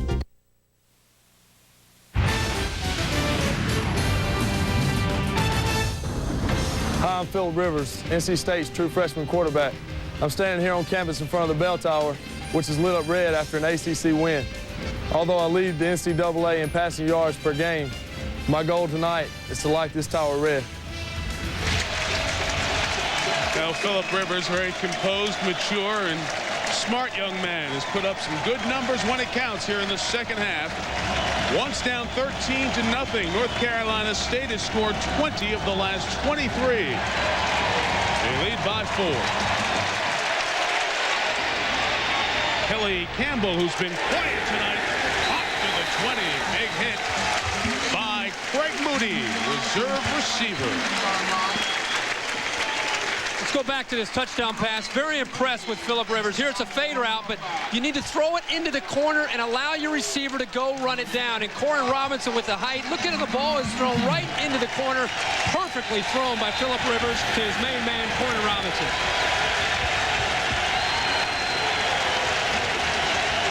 Now George GODSEY in the Tech offense, which came down the field against Florida State in the second half with a score 2 weeks ago. That will establish some run. Joe Burns is up. Adrian Wilson in the aggressive Wolfpack defense. All right, Kirk, let me show you another reason why this worked. They blocked both ends to make sure that they could get maximum pass protection and get the ball off. That was a tremendous call because it blocked the blitz and got the one-on-one. That's why that play got off.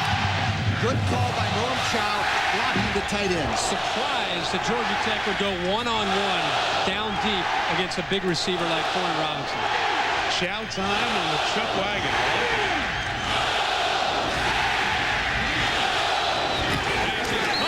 A good hit by J.J. Washington again. Joe Burns, a flag comes in on the play. One thing you have to be careful of when you start to get aggressive on defense, sometimes these officials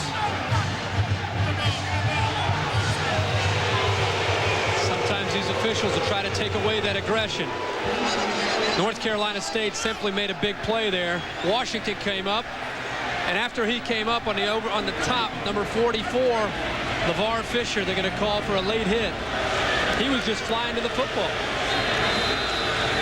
Watch Fisher come here after the hit. He comes down with a helmet there.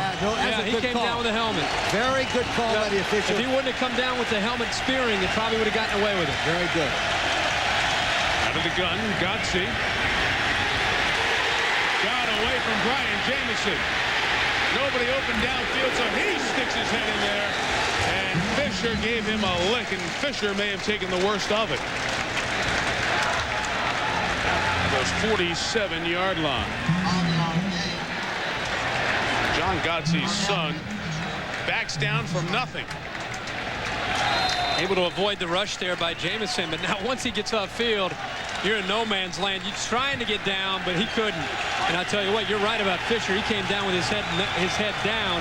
That's how you hurt your neck. 2nd and 5 option. Gregory, Brian Jamison using his speed off the end. Junior from Swedesboro, New Jersey. Wherever he's been, he's got to get out of the field more.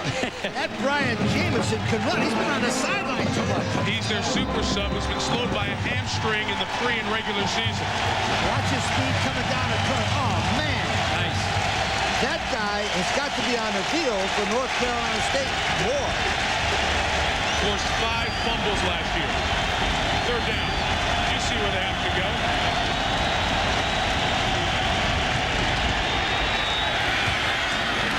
Got it. 1st down to Kelly Campbell, the junior from Atlanta, Georgia. We asked George GODSEY yesterday in a meeting, what is it about you in the 4th quarter and how you'd like to always be in that position? He said, I'm a competitor. He said, I really don't have any other reason. I just love to be in those situations. From growing up with brothers, it makes me want to compete, and I hate to lose. There, he zipped the ball in there to Kelly Campbell for a 1st down. But as much as we talk about Rivers, got to remember, George GODSEY will not go down quietly. 1st down run. Gregory fumbled earlier.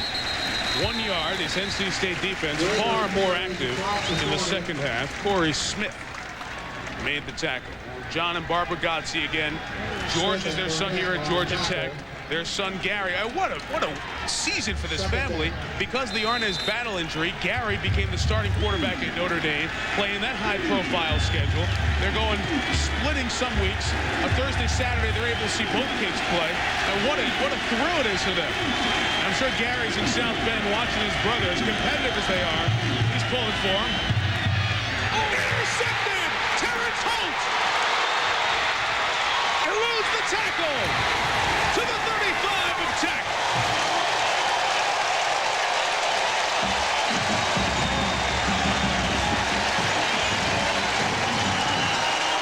And we talk about brothers. Terrence Holt's brother, Torrey Holt, one of the all-time greats at NC State. The little brother makes a big play here. He's going to simply slide up, and I'll tell you what, it's a play that Georgia Tech's been going to time and time again, and this time Terrence Holt timed it, baited GODSEY to throw it, and once he did, he came up to make the play. And you know who made the tackle? Old GODSEY. he better. He threw the interception, and he ran over there and made the tackle to save the touchdown, which could save this football game. Yep. Don't forget that. GODSEY made the tackle. The Phillip Rivers family watches their son get the ball back with the lead in good field position. Ray Robinson runs to the 30. A field goal here would give NC State a 7-point lead, and then you'll think about the extra point that they missed. But still, a field goal here would give them an opportunity to go up 7. Touchdown here would be huge for Chuck Amato's team. If I was Chuck Amato, I would take my football team down mentally with the touchdown in mind, because I don't trust the field goal kicker.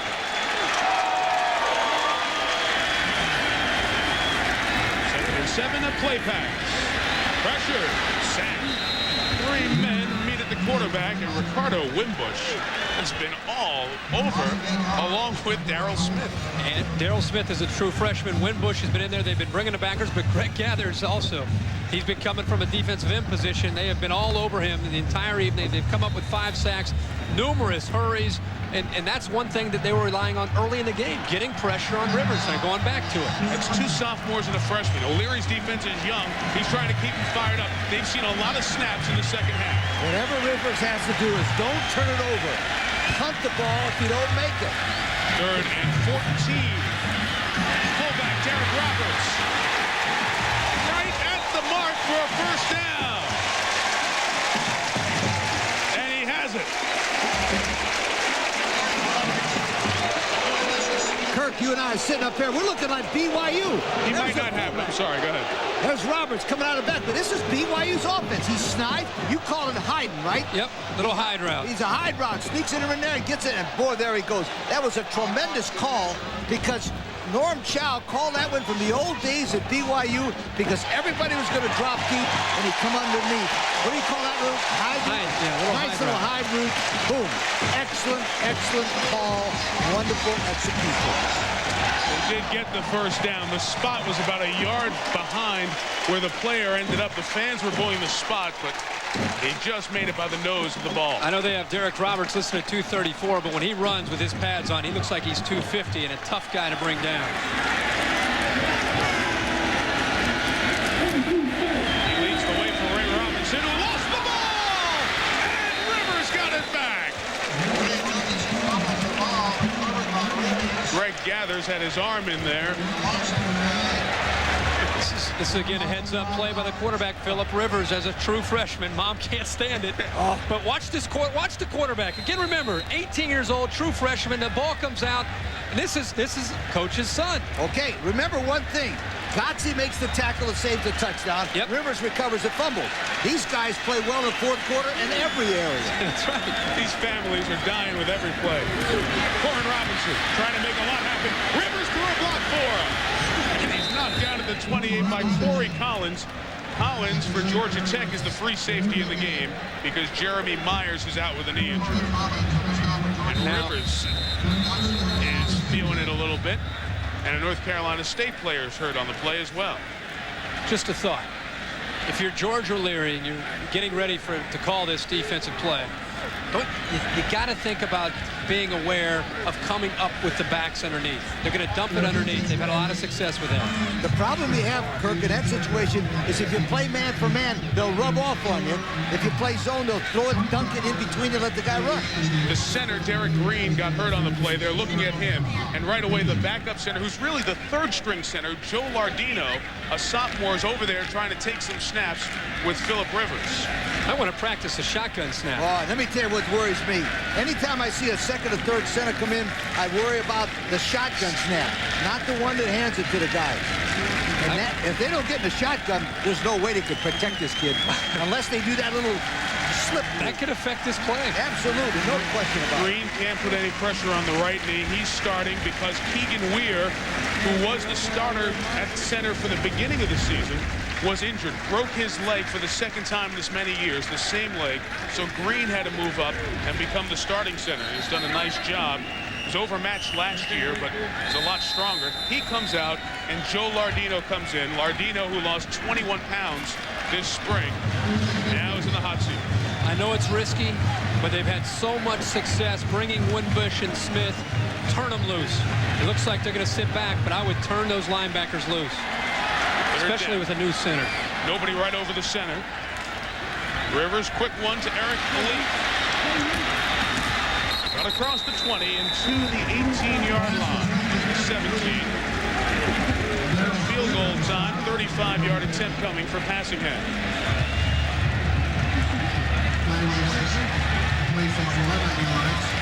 Hey, I'm with you on this. I'm a little... Kent Passingham, who in his career coming into tonight, 14 of 21 on field goals. He's gone 50-50 from 34 yards. To make it a 7-point lead.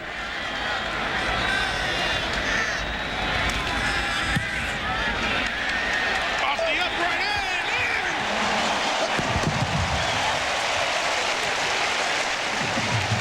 That's the second time he's had one of those this year. He had one earlier in the season, and now he's stayed a 7-point advantage with 4:51 to go. Hard hits, guys playing hurt, great catches, and you just bang one off the upright, and good. Up 7. Aaron, what a career. Over 2,200 RBIs, 6,856 total bases, and an unbelievable 755 home runs. Wait a minute, you better make that 756. My all-star team of veterans at the new Hank Aaron BMW is my latest home run. And here's an all-star price on a new BMW 528i with automatic transmission and moonroof. Hank Aaron BMW, the signature of experience. Play the Huddle House Fantastic Football Scratch and Match game to win a new Dodge Ram truck or one of thousands of other prizes. Match the right 3 and you'll be here when the truck is given away at a Falcons game. Play the Fantastic Football Scratch and Match game from Huddle House. The Big House breakfast platter at Huddle House starts any day off right. 3 farm fresh eggs with toast, crisp bacon, grits, and hash browns. The Big House breakfast platter is a big meal for big appetites for only $4.99 at Huddle House. Last year, Illinois upset Michigan in the Big House. This year, the Wolverines hunger for revenge. Michigan versus Illinois at 7:30, Saturday on ESPN.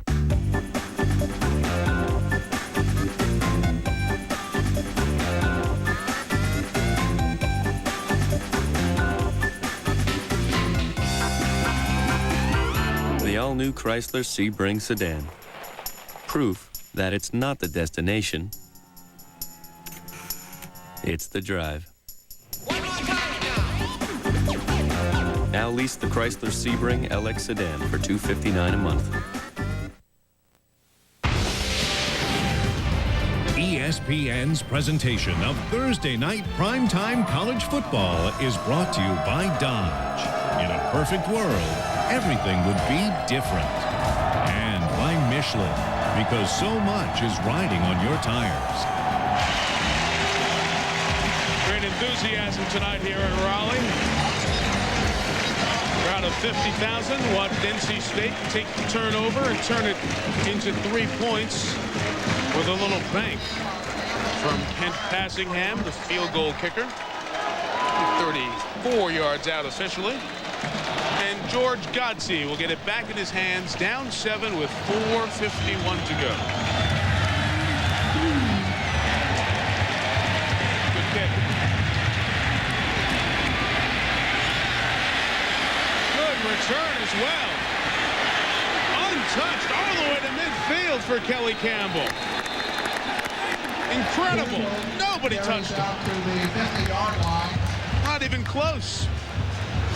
Our Miller Lite storyline tonight at Carter-Finley in the ACC. Godsey just under 200 yards. Now needs to come from behind.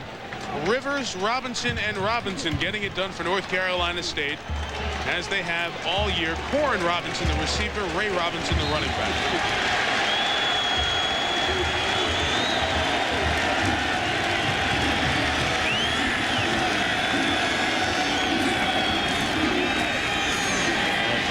Run for Joe Burns.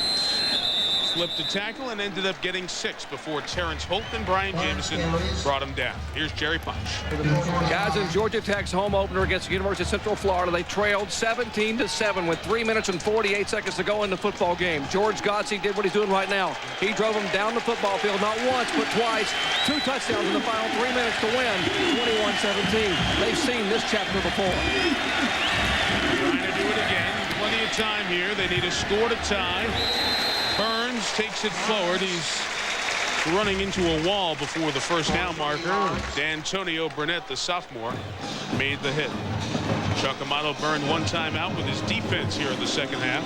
Tech has its full complement. Keep talking about George Godsey, but George O'Leary told us one thing he loves about this team early in the year is, as a team, they don't quit. No matter what the circumstances are, they don't quit. So they're, as Jerry just said, they're not going to be intimidated at all being in this position. A run behind the fullback Wilder. Powerful first down run for Burns. Moves the chains with 3:28 to go. Tech down 7. The same thing could be said about the guys in red. Sure. They're not going to quit. So right now, it comes down to a matter of who wants it more. The advantage also goes to North Carolina State because the game is played here, and they got the crowd. Also, North Carolina State believes they can win close games. That might help them right here, too. Both teams do. Rich Eisner, East Davis. Scores and highlights after the game. First down, Godsey. Good throw and a catch for Will Glover at the 30. Just a yard shy of the first down. It'll be 2nd and 1.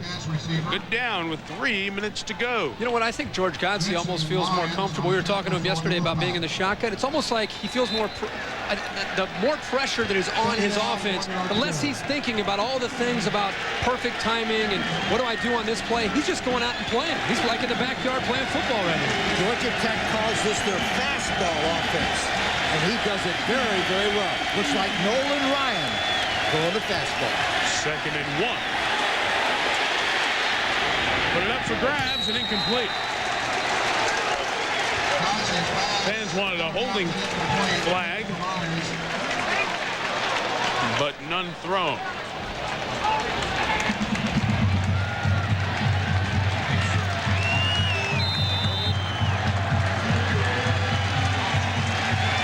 Nothing better than a good conference game with 2 evenly matched teams. On a Thursday night. 3rd and 1. Run for it. And they've got the first down with Burns.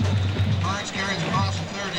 LeVar Fisher trying to make like LeVar Arrington, flying in over the offensive line, but not timed as well as old 11 from Penn State used to do. The defensive line is taught to get low right here, but Burns does a nice job of going over the top and getting it. Ed Wilder, big block there. Nice block. Wilder, who sees limited snaps because of 4 knee surgeries, is in on this key drive when they're in the I formation. Coming up on 2 minutes now. Godsey's looking for the end zone for the tying touchdown. And it is incomplete, but a marker down as Adrian Wilson came over from his strong safety spot and made contact with John Myers before the ball got there. The naked eye, I think that was a good call in terms of contact before the ball.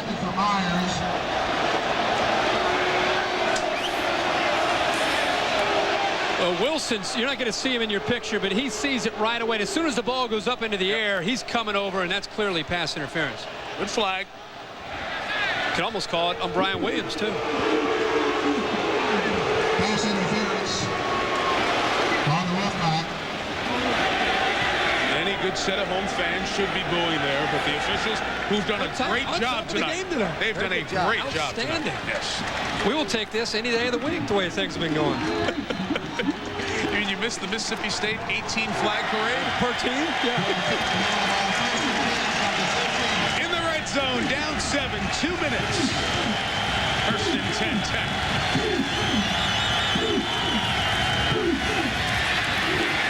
Burns to the 10. That's 3 yards. 2nd and 7 coming up. Burns carries for 3 Georgia Tech is 2-1. They only lost by 5 to Florida State. And a pass interference penalty that maybe should have been called in that game thwarted a drive at the end of the game. North Carolina State on its home field is undefeated. They beat Arkansas State in double overtime. They won at Indiana, beat SMU, but nobody, including the state folks, was quite sure how good this team was. This is the best litmus test for them thus far. And so far, they're ending up 2. Timeout called by Tech. 1:51 to go. 2nd and 7 coming up.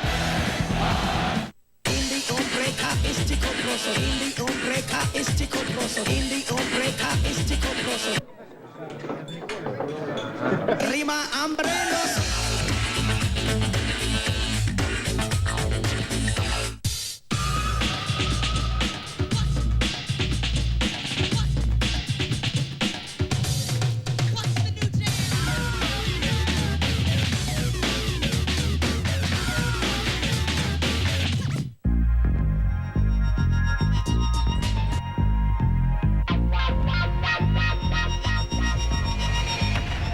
In independent testing by AMCI against the leading minivans, the new Chrysler Town & Country was judged the best minivan ever.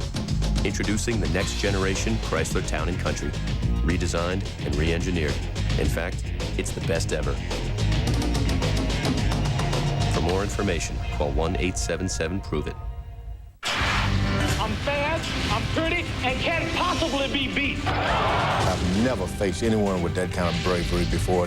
Muhammad Ali, Sports Century, the top 50 and beyond. Friday at 8, only on ESPN Classic. I'm Reese Davis. Later on SportsCenter, 2 pitchers go for 20. Only one wants to get there. How much green did this cost the Browns punter? And we break down the biggest surprises in college football. SportsCenter, Rich Eisen and me after the game. After the timeout for 2nd and 7. Georgia Tech needs a touchdown and extra point to tie North Carolina State. GODSEY play action. Throws back to the tight end, and McVay couldn't hang on. He rarely catches it. Just 4 catches this year. And had an opportunity to get in the end zone. 3rd down. They're going to have play action rolling right. Syracuse used to run this all the time with Kevin Rogers as offensive coordinator. And here, wide open, catches the ball. He walks into the end zone. That's the only pass that throw to him the entire game. That's why he dropped it. Can get a 1st down just past the 4. State bringing heat. Pass is caught. Watkins can't make a play. Gets to the 7. It's 4th and 3. With a minute and a half to go. Timeout coming.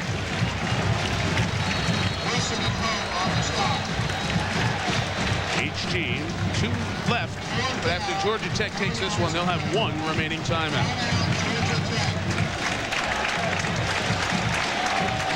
As they set up the 4th and about 5. Georgia Tech down to 1 timeout. Let's go to the hidden video, ESPN.com voting. The president speaks. The Washington and Jefferson 6-touchdown first half performance was your choice in a very tight hidden video voting at ESPN.com. Chris showed you the plays at halftime. And the success for the presidents. Washington and Jefferson, the winner there of hidden video. Thanks for voting at ESPN.com. Sports Center coming up next with Rich Eisen and Reese Davis. College football, biggest surprise of the season. David Wells goes for 20 in the wild card race. But now here we go with 4th and a long 4 for Georgia Tech at the NC State 7. Okay, let's put ourselves in Ralph Friedgen's mind. Number 1, GODSEY's got to get the ball somewhere to number 6, Kelly Campbell. Because Kelly Campbell is the best athlete on the football team, and he'll make a play. I would design a play to get the ball to Kelly Campbell. What do you think, Coach? Well, I like it because if they're in man coverage, you can look at either Watkins or Campbell because they're interchangeable and bring them on a crossing route. They've had some success with that tonight. Remember, you don't have to score the touchdown. You can still get a first down and still be in this game. Remember last year on Thursday night, North Carolina State came down to a 4th down, and NC State couldn't pick it up. What will happen here?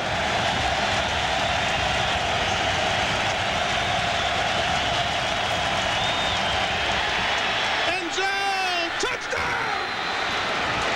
An extra point away for a tie game.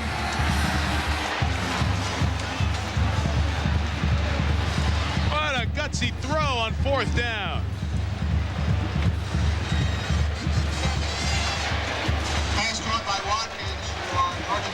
Kerry Watkins comes up with his 2nd touchdown reception of the season. And now Luke Manger out of the Brett Basquin hold to tie the game. Low and through several defensive line arms. Tie game at 23. We just talked about how both receivers, Kelly and Campbell and Kerry Watkins, are interchangeable here, man-to-man, and George GODSEY has done it again, reading it perfectly, throwing into the corner. Georgia Tech has tied this ball game up. Come on, run! Thompson, come on! The American is still in the middle of the pack. Not where he wants to be, Bob. Wait, Thompson's making his move. move. There you go, nice! Nice! But now he's fading. What are you doing? No. Wait. Here we go. Come on, we can do it. Run! Here comes Thompson. Come on, look at him go. What a finish! Woo! Play McDonald's Taste Trials game and win instantly. Pow! Bam! Instant gratification. We love just unbelievable. We're looking at Olympic history. In anticipation of your runaway success as a Wall Street Journal reader, how to blend in with normal people. When in public, walking a pet can help you blend in. A tip on being madly successful from the Wall Street Journal, full of insight on making it big. Subscribe to the Journal for just 57 cents a day for 13 weeks, 25% off the regular rate. The Wall Street Journal. Call 800-249-1800. That's 800-249-1800. At the start of the game, we talked about the senior 4-year starters, Joe Hamilton and Jamie Barnett for Georgia Tech and NC State respectively, and how tough shoes George GODSEY and Phillip Rivers had in filling in for those, do everything, make something out of nothing, little quarterbacks. You've seen tonight, they're not as athletic, but they certainly get the job done very effectively in their own different, unique ways. 2 things also. Phillip Rivers recovered a fumble, gave him 3 points. George GODSEY made the tackle that saved the interception going all the way and throws a touchdown pass. Wonderful 4th quarter play by both guys. And you've been talking about it since we arrived here in Raleigh. 4th quarter and these quarterbacks. We're tied at 23. State has 80 seconds and a couple of timeouts. They don't want to kick it to Corin Robinson, but he'll get good field position if it's brought back by Derek Roberts, the fullback, who squirts forward to the 33-yard line. We're tied at 23 because after NC State scored a go-ahead touchdown, their extra point try missed to the left in part because of the slow snap. Bobby Moore couldn't get it up in time for the timing to stay right. Ken Passingham missed it to the left, and the missed extra point is the reason that State now must get down the field and try to get in field goal position. And we remind you that Passingham's career-long field goal is 35 yards. They've got to go about 40 to have a shot at a game winner. Rivers in trouble and brought down by Nick Rogers. The 6th sack of the night for Georgia Tech. Jerry? Guys, George O'Leary told his defense, NC State's had success with their backs, releasing backs out of the backfield. Cannot let a back come out of the backfield. You got to get a handle on total linebackers. You got to stay with those backs. That's where they beat us. That's how they scored. Watch the backs releasing from Rivers. Will you do that, Jerry? Be careful. NC State cannot afford to have a turnover here and lose it by a field goal either, Mike. That's why they're not going at full speed here. It's kind of at half speed. Sacked again. That time it was Greg Gathers off the end. 30 seconds left. And with the ball marked now, they don't have to run another play, and they could just choose right here to go to overtime. Unless Tech takes a timeout. George will not. Chuck is going to let them run it out. And we are staring down the barrel of overtime here in the ACC. Ladies and gentlemen, that is the end of regulation. Second overtime in 4 weeks for North Carolina State. They beat Arkansas State in double overtime here at Carter-Finley. Back with our first ever Thursday Night Football overtime after this. Get to Roswell Mazda and beat the clock. Roswell Mazda's closing out all remaining 2000 Mazdas. This week, grab a Mazda Millennia. It's loaded. Just sign and drive with 0 down and just $289 a month. Beat the clock and drive home in the all-new Mazda Tribute. Redefined and sophisticated and starting under $18,000 with an unbelievably low lease payment. Don't waste time. Roswell Mazda has over 300 new Mazdas, all at closeout prices. Roswell Mazda on Alpharetta Highway. Presenting the ATL from Colibri, the all-terrain lighter and multi-purpose tool you won't want to be without. It produces a windproof flame that lights just about anything. And built in is a knife, bottle opener, screwdriver, and even a compass in case you need help finding your way home. Perfect for the urban jungle or the wilderness. The ATL from Colibri. Available at the Cigar Merchant, Alpharetta, Dunwoody, and Roswell. Almost. That was just a couple feet away. Very, very good. You're getting there. You're getting there. Take all the swings you need, Tiger. Pathetic! Give me that! You don't get a second chance. Time is running out. You gotta hit this thing, and you gotta hit it fast. You gotta hit it hard. I need you to close the deal.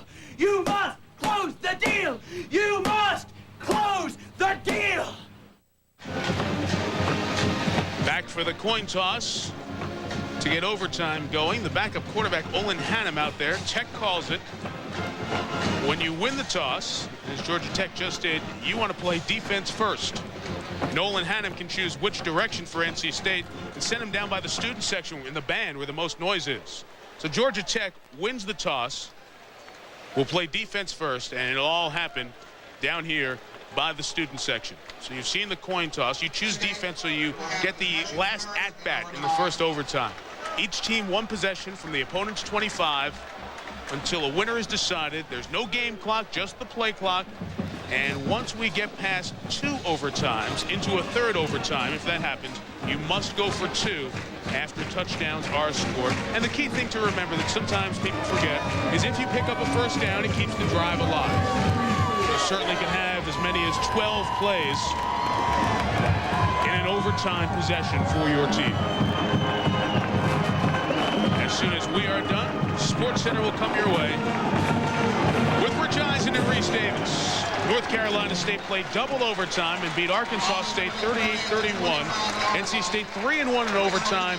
Georgia Tech 2-0, both last year.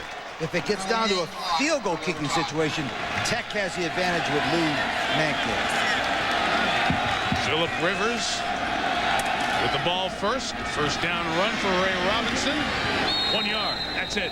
And this Georgia Tech defense Ray Robinson that hasn't been on the field for as many snaps here in the second half still has a little bit of juice in their legs. Wimbush to hit again. Well, now's the time to show that you still have the juice. You got to be able to crank it back up and get ready to go the first series of this overtime. Georgia Tech, a lot of times they've been able to control the tempo and get the push up front. They need to be able to continue to do that. Meanwhile, you got to think North Carolina State wants to get the ball into either Ray or Corin Robinson's hands.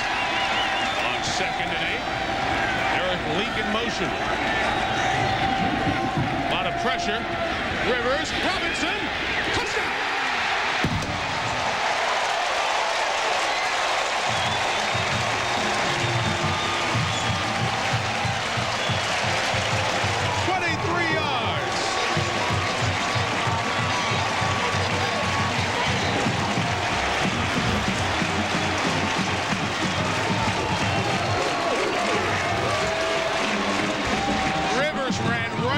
defense and said, you got him now. Remember, they missed an extra point. It's the reason we're still here. Passingham to make the lead 7.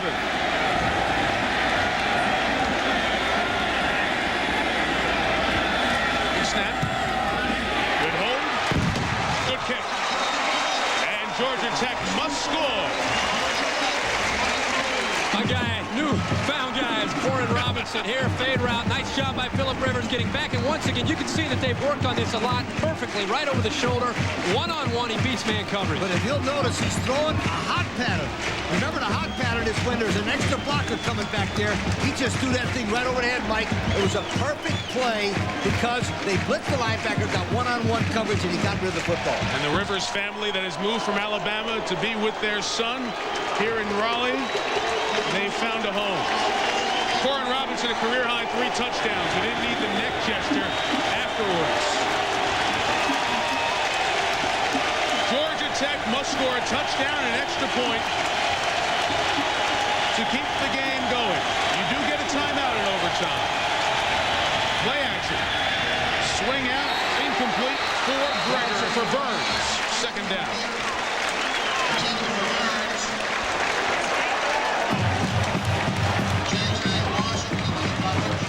They come in with 3 receivers now, and Kelly Campbell and Kerry Watkins.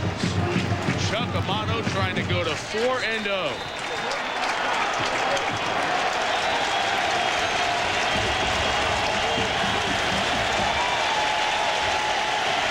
Kelly Campbell, big play man. Will they go his way?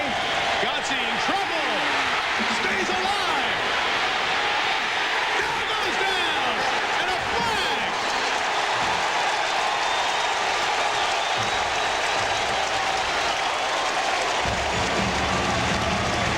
Be interesting because he was out of the pocket.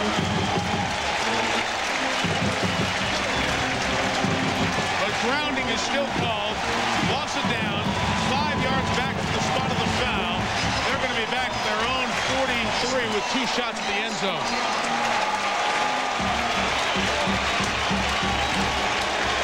New rule this year in college football, if you can get out of the pocket, you're not going to be able to be called. And here, the ball has to get past the line of scrimmage for not to be intentional grounding. And here, the ball did not make it across. I want to say something about Corey Smith, number 48.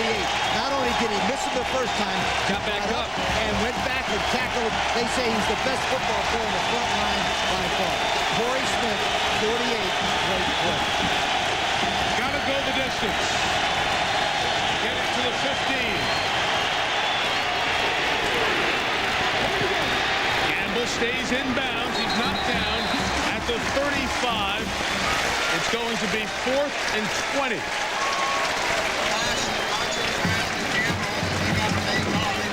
Okay. Quarterbacks who have played their hearts out here tonight in Godsey and Rivers. And it comes down to 20 yards that Godsey must pick up here to keep the game alive. Okay, I'll give you the play I would call. I run a post corner with Watkins and Campbell. Either over here on the right side on the 10-yard line or over on the left side on the 10-yard line. Either one of those two guys will run a post corner and throw it to the outside. NC State has lost its last 5 to Georgia Tech. Chuck Amato asked his players, raise your hand if you beat Tech. Nobody could all week. Will they be able to now? Godsey, incomplete. Oh, his man was open. Watkins missed it, and the Pack has won.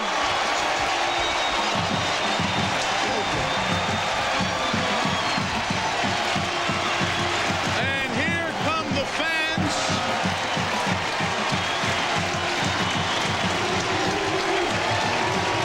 And the goalpost that came down a couple of times in 98. Once in 99 when East Carolina beat Miami here. They're going to come down again tonight in Raleigh.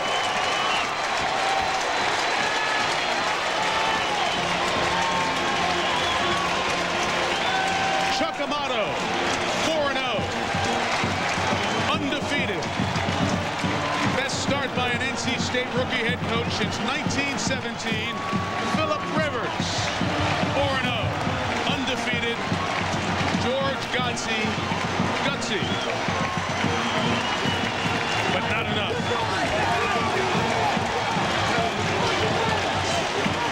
It's a great win for North Carolina State and Phillip Rivers, but here, Kerry Watkins is going to wish he had this one back.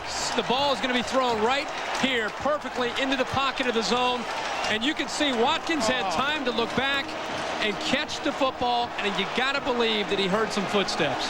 The play was perfectly set up to go to the 10-yard line like we talked about, but what happened to him when he got turned around, he probably lost the ball and couldn't find it again. Unbelievable finish.